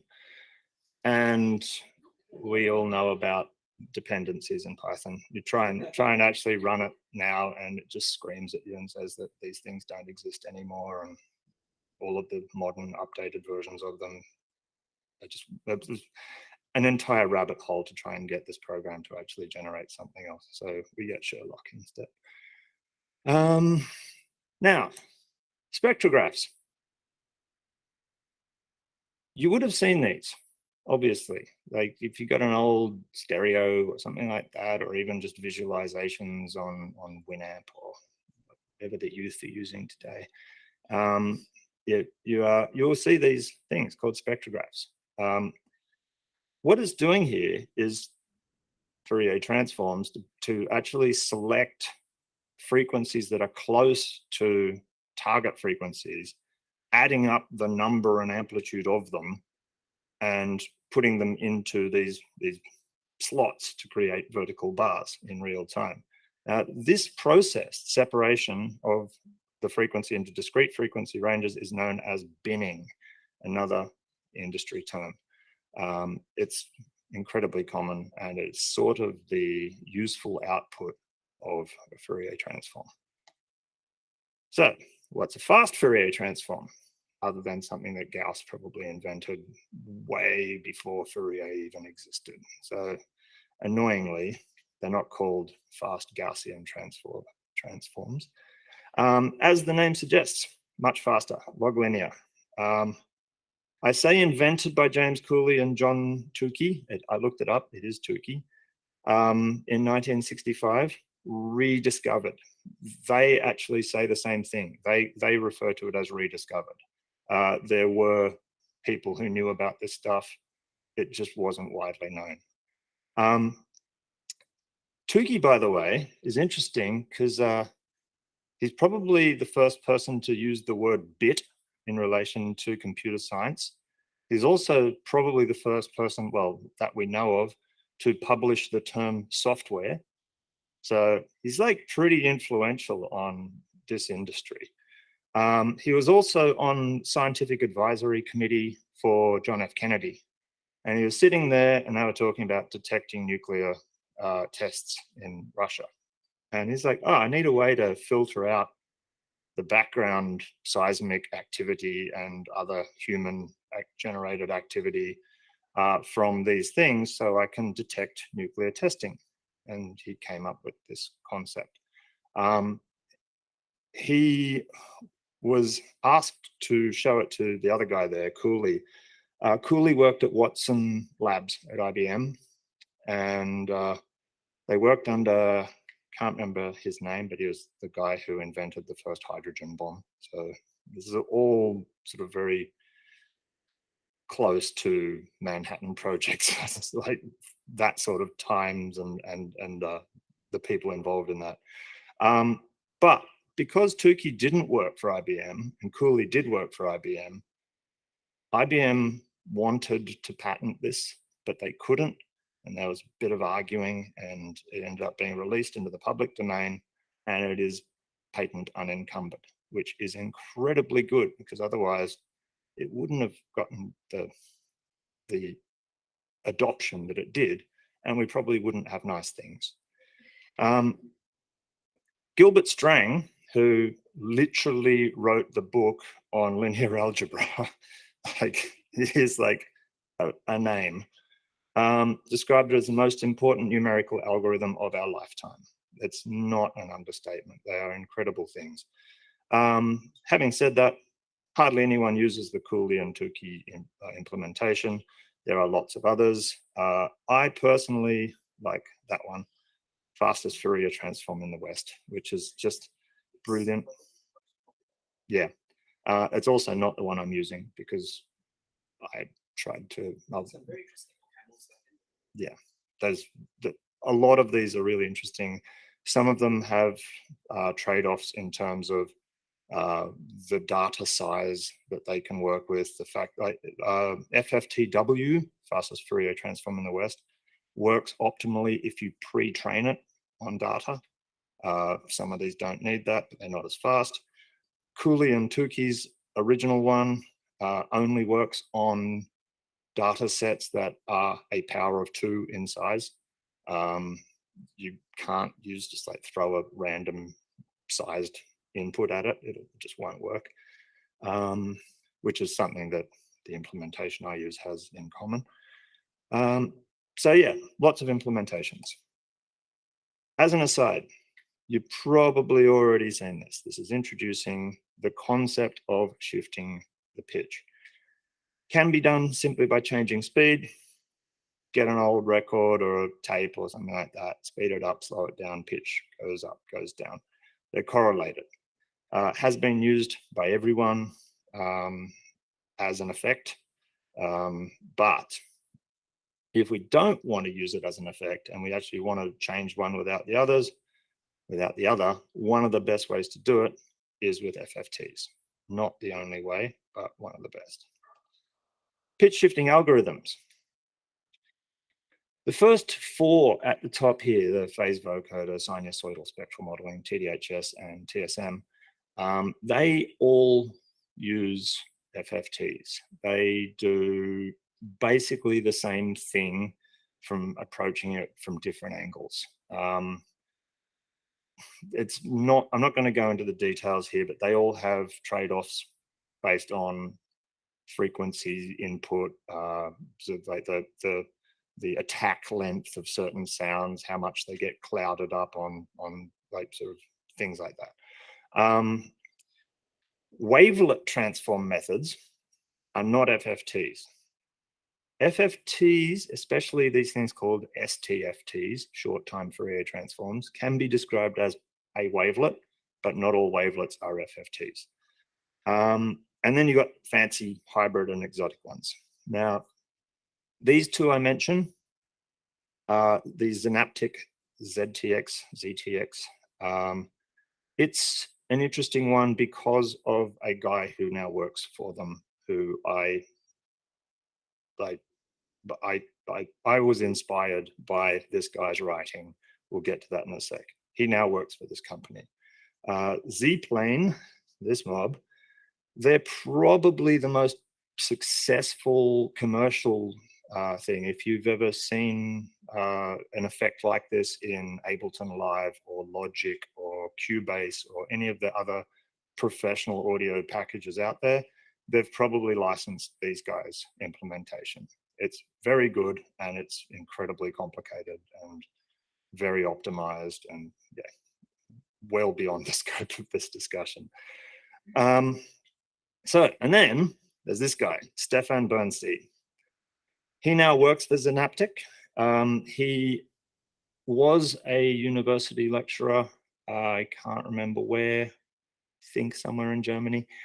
And he wrote probably about 15 years ago, 14 years ago, I think, a series of blog posts which were written for his course, which introduced a nice, simple, self-contained introduction to pitch shifting and also FFTs in general.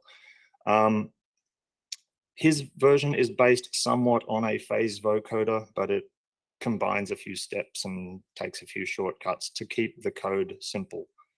And that process basically is, you get a waveform, you chop it up into chunks, like known fixed constant length chunks. That chunk, due to the FFT implementation, has to be a power of 2 bytes. Doesn't really matter. And then you FFT each frame.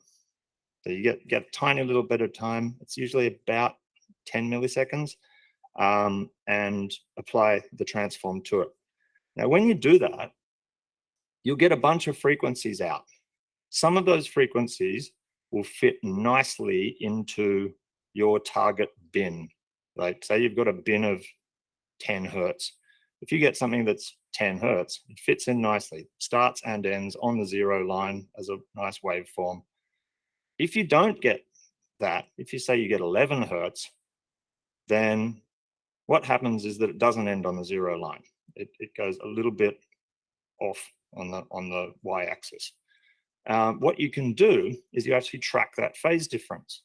Now, that means that you can recreate the signal because you're working within you know it's got to be close to that frequency. You know it's got to be close to 10.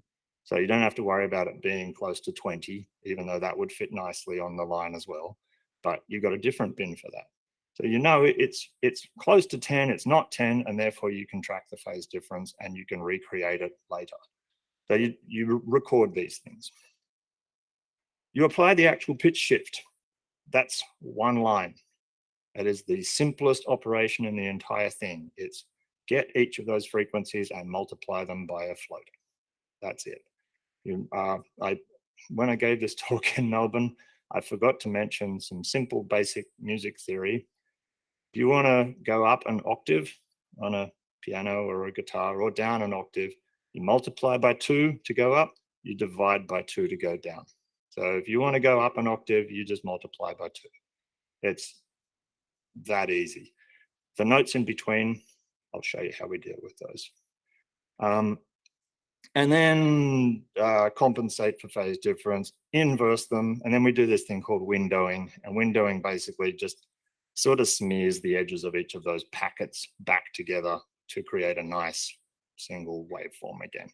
Otherwise, you do end up with some clicking and things like that, which in my implementation, you get clicking for completely different reasons. So don't know why I even bothered with it. That might even be the problem, don't know. But, so, code demonstration. This is actually a very tricky one to demo because right now I've got the audio going out through that box. It's going to come out there. It's going to go in here, and then it's going to stream, and who knows what happens with all of that. So firstly, bit of code. I'm not going to go through all of this. It's actually incredibly boring. It is not quite a line-by-line implementation of Stefan Bernse's C version of this. It's got a few more bits and pieces. There are a couple of interesting bits in here though. Firstly, I sent an early version of this to Chewy and it had massive issues. It still has issues, but it had more issues. And basically by using Chewy as my rubber duck in duck programming and just like voicing the actual problems I had, I managed to think about it for a bit and go, ah, that's the problem, that's a fix. Unfortunately, the fix is also a hack. So what I'm doing in the background here, record and play, which are bytes.buffer, they are things that the hardware, the physical audio sort of underlying infrastructure on the laptop, or in this case, in that silver box, it presents through its driver, through its software, like well, hardware abstraction layer, it presents chunks of data. And I can't change that other than changing the sample rate. And the sample rate is meant to be one of a few very particular values. I can pick one and just go, oh yeah, use that, but it's just not recommended. The hardware is all optimized for CD quality, DVD quality, things like that. So you've got a certain number of fixed values, some of which you probably know that you're meant to be using. If you go outside of them, you start introducing issues. But none of those values divide nicely to a power of 2.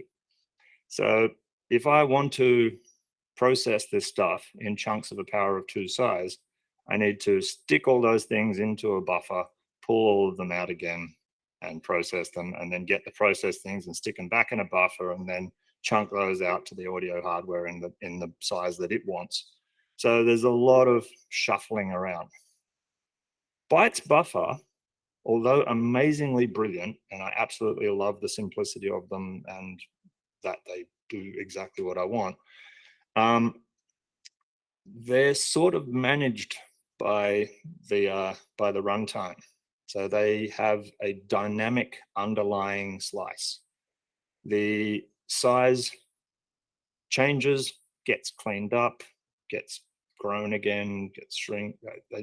Usually, in this case, if you're just constantly throwing something at it and not consuming it quickly enough due to my terrible programming, what happens is that buffer just keeps getting bigger and bigger and bigger and bigger.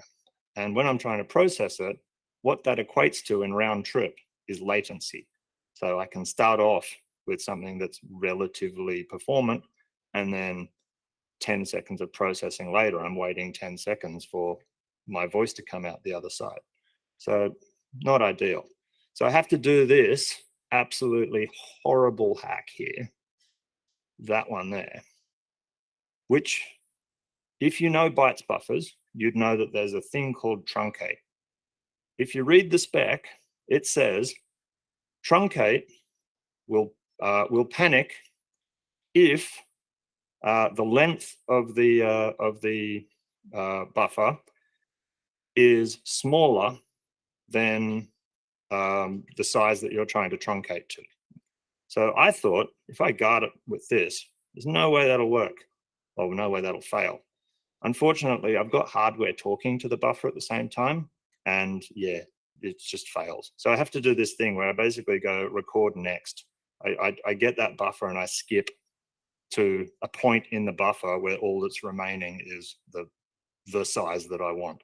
Just disregard everything in front of it. So yeah, that's a horrible hack. And yeah, you'll see. Chewy suggested using buffered channels. I did. Some weirdness that you get with that. Like, I don't know why. I thought that buffered channels would be nicely like performant enough to do this. It wasn't. So that's why, yes. This is why this is usually done in ASICs and FPGAs and things like that. Can be done in software nicely now. We have like performant software that does this, but it's really optimized and it uses vector instructions, and it's very, very well written, unlike any of this. Another thing we need to know is that audio in hardware form comes in what's called PCM format. PCM format has a bunch of different versions. There's a float 32 version. There's 8-bit decimal. There's 16-bit. There's 24-bit. There's a bunch. I'm using 16-bit like integer. 16-bit integer, not the floating point one. I tried using the floating point one. I might go back to it, but for now this works. So I have to grab the input data in a series of bytes, convert that to a series of floats so I can then do maths on it. Do the whole thing with the FFTs and the pitch shifting, then convert it back out and spit it back out as 16-bit samples at the end. So there's a lot of data conversion.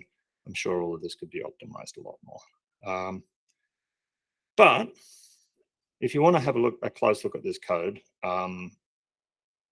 it's on GitHub. You can play with it. This actually does work out of the box.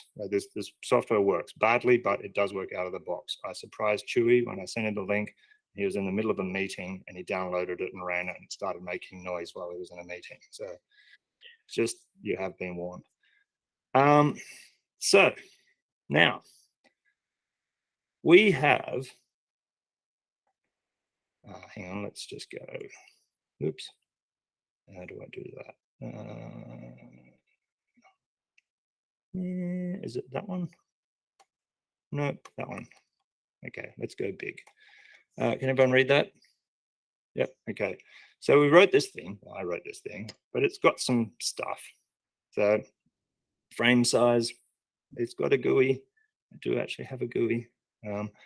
Oversampling, which is not something I'm going to go into.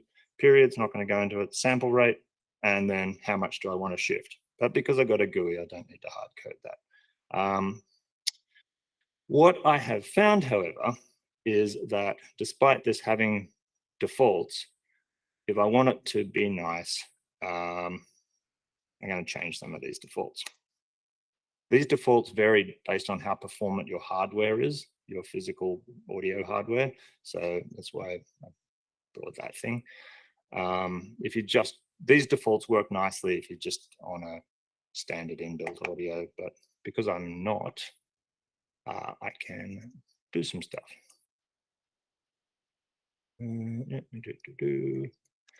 I think we will go, oversampling will be 64.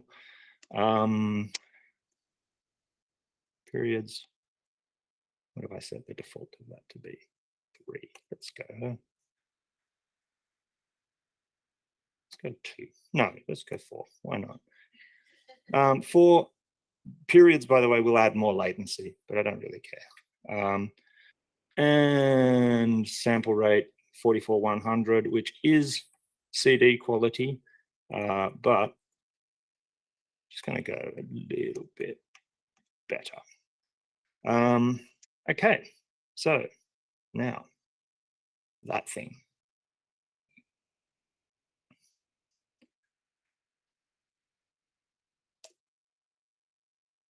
Don't worry. All the massive errors flowing past there, they're all just hardware errors. That's all right. It's not my software causing that. Mic is on. That's still turned up. It is.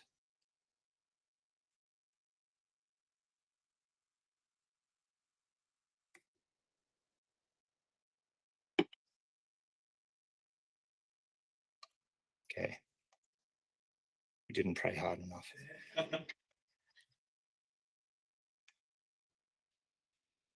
I need that one. Analog 3 and 4. That is correct. That is correct. That might explain. That might explain it.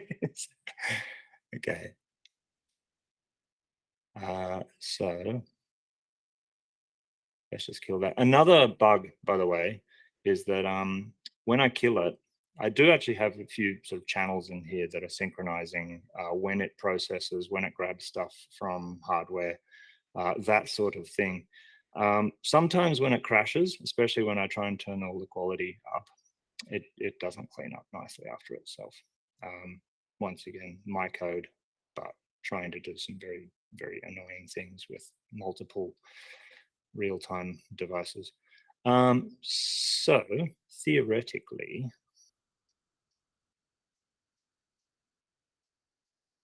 let's go volume down a bit.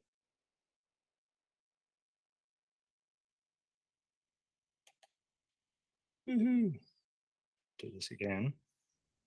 Okay. Get some volume. Woo. Okay. Wow, we've got some GUI errors flying past there. So what we can do here is basically just turn up that, which is not working. I think that's because we got that going on. But hang on, let's go back down here. Hopefully not.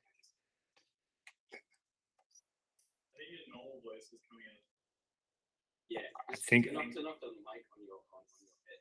Yeah. Let's try that.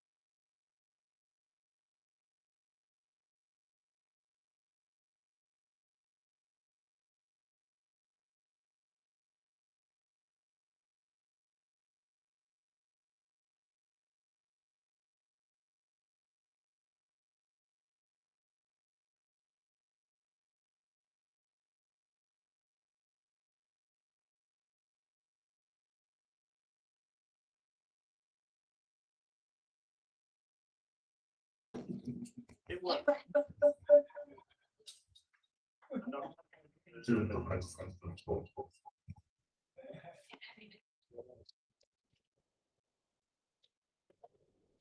Thank you. Thank you. Thank you. Thank you. Thank you. Oh, lovely. Love it.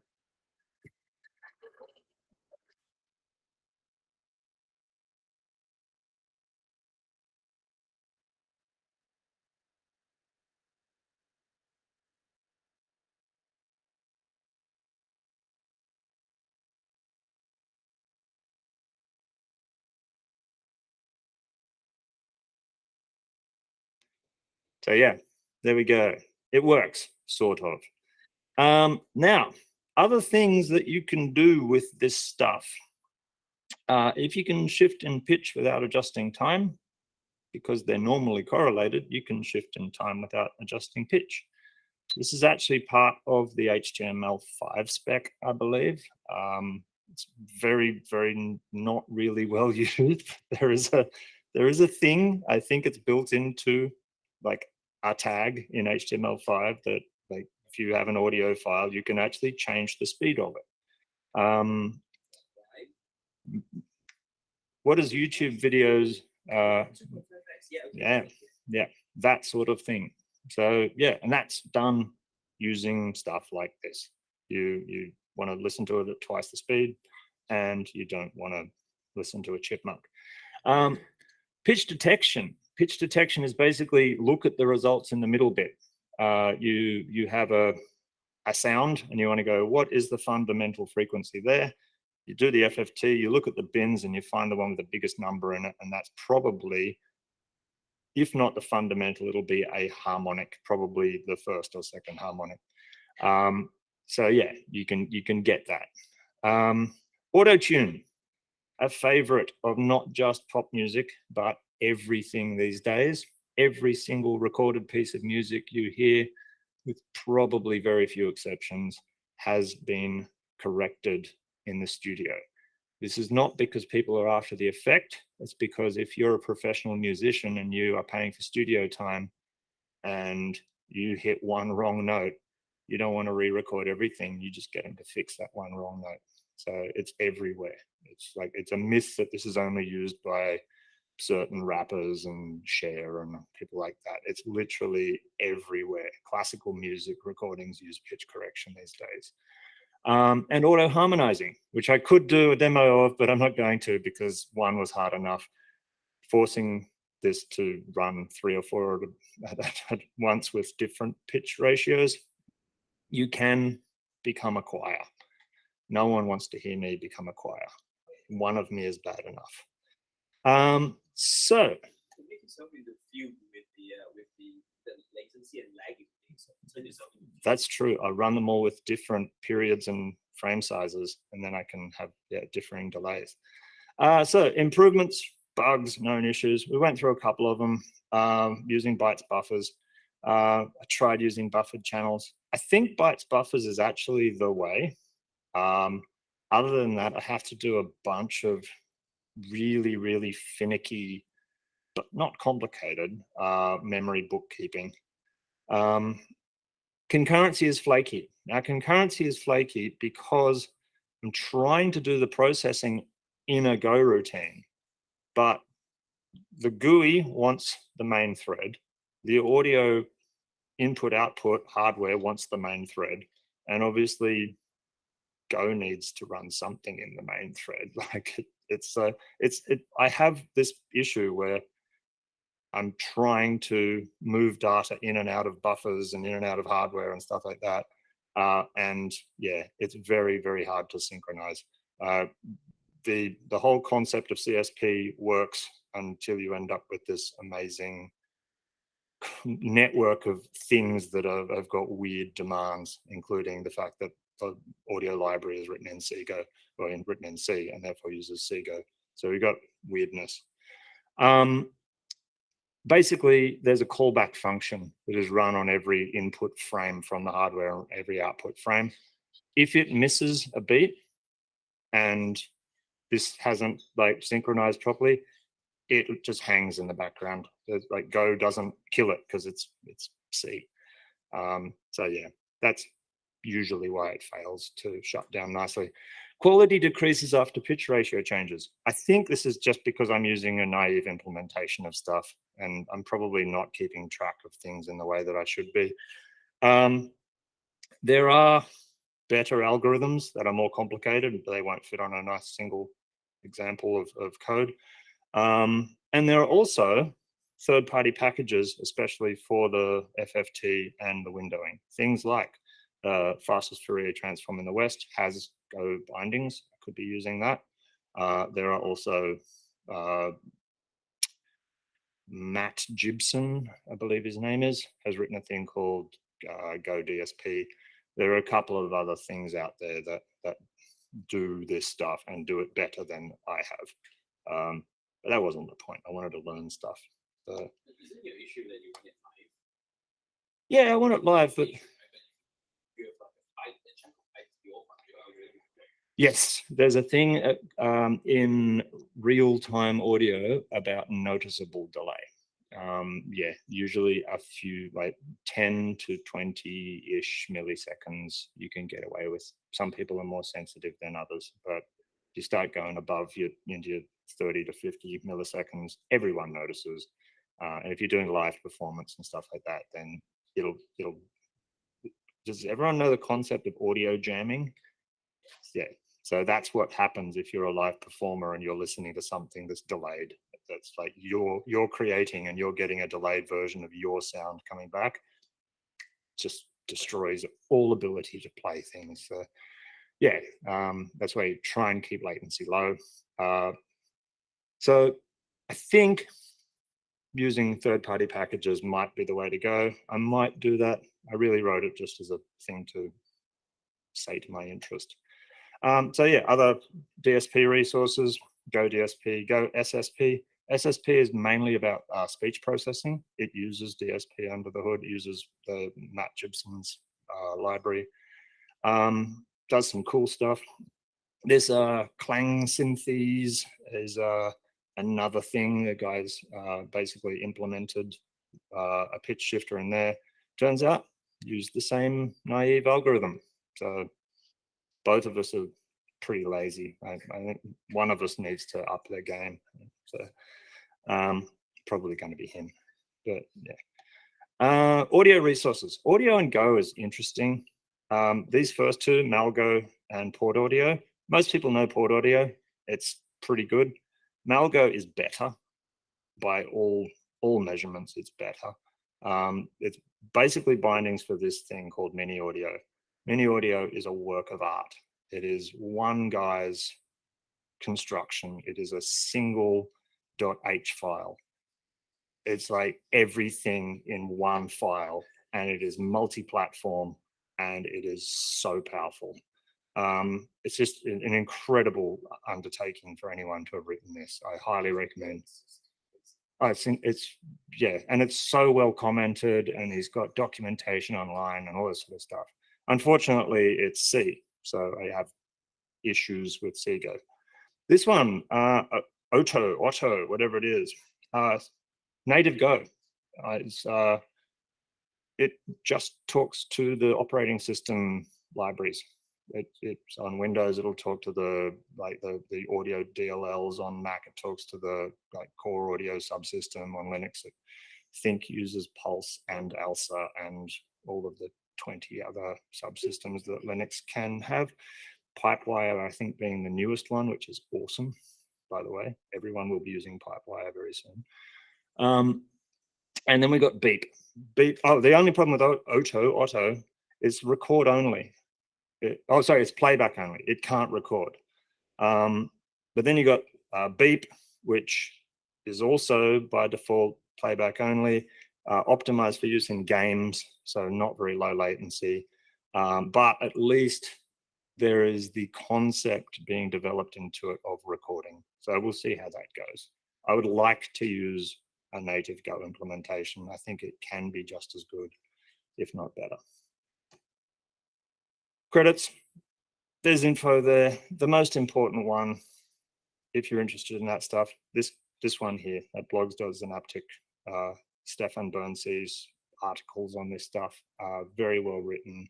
They're designed so that you can learn from them. They don't assume massive amounts of prior knowledge in DSP stuff. So yeah, have a look at it if you're interested in it.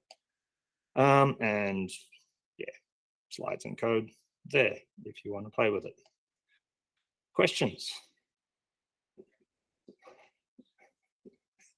Yes. Do you think Go was a good choice? I think it was an interesting choice. It's not a bad choice. It's really the performance issues with it. I think pretty much everyone I have told that I was doing this with, including a few people tonight, have gone, oh, do you have problems with garbage collection? It's not so much the garbage collection. The garbage collection is actually all right. It is possible to do this, especially if there was a nice native audio like package for Go. It's possible to do this with minimal allocations, and you'd basically allocate the buffers and just reuse them.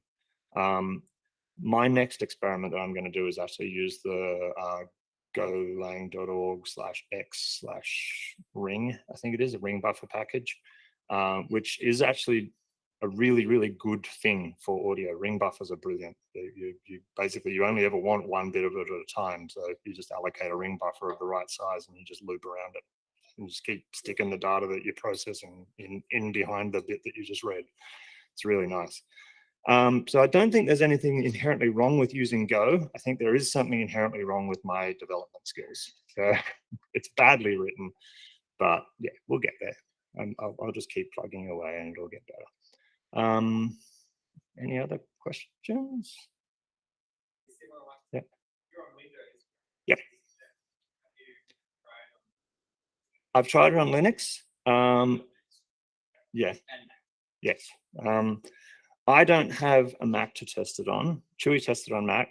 I think it will be more performant on Mac because Core Audio is a better subsystem than the Windows subsystem.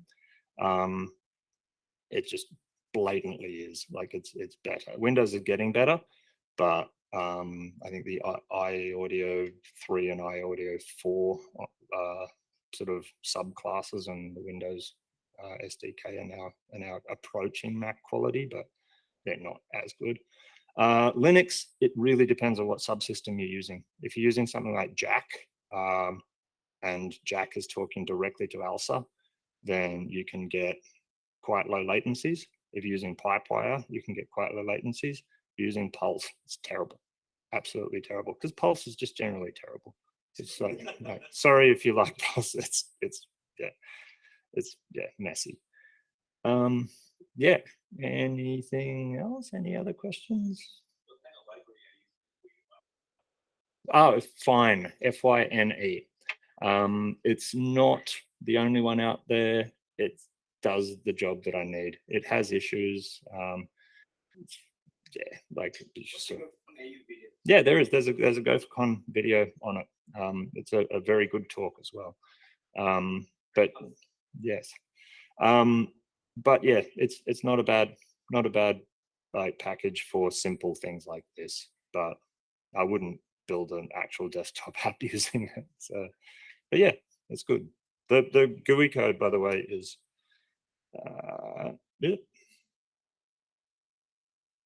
like not that complicated. That's the GUI code.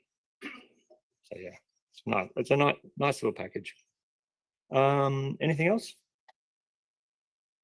No. Any other questions? Okay. Well, Thank you, Mike. thank you. Thank you. Thank you.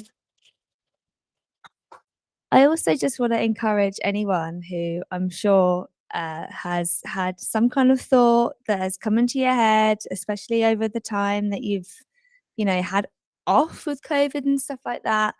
If there's anything that you want to talk about or you're interested in, then I really encourage you to pluck up the courage to come up on the stage here and share whatever it is that you've either been working on, or perhaps you've, hit a brick wall and you want to have a bit of guidance. This is the place to do it. This is the Go community. So really encourage you to do that. And if you're interested, then speak to myself or Chewy. And I also have one last favor to ask you guys, if you don't mind. We're the last one standing. It's pretty late. I know it's pretty late, but this is the first Go Meetup this year. And I was kind of hoping that we could get a group photo. Would that be all right? Yeah, I was thinking maybe if you want, then maybe we could just gather at the front here. Would that be okay? Do you mind? Would that? Thank you so much, guys. Thank you. Okay, I'm gonna go to take the photo. Yeah, you guys, you come here and I'll yeah. Yay! Okay, I'm gonna put this over here.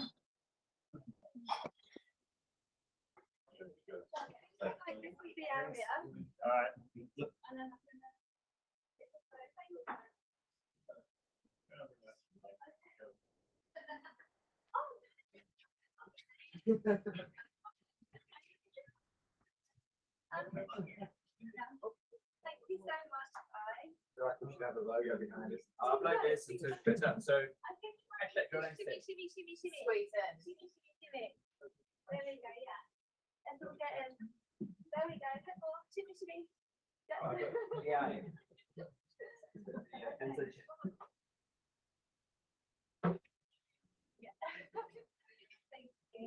Are we all in? Anyone who's on the end, if you want to come to that part. Cool.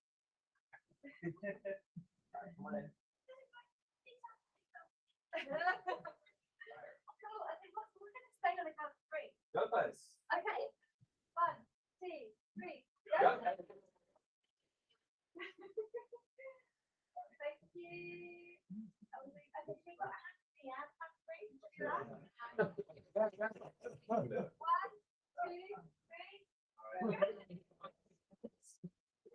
Thank you so much. Thank you so much.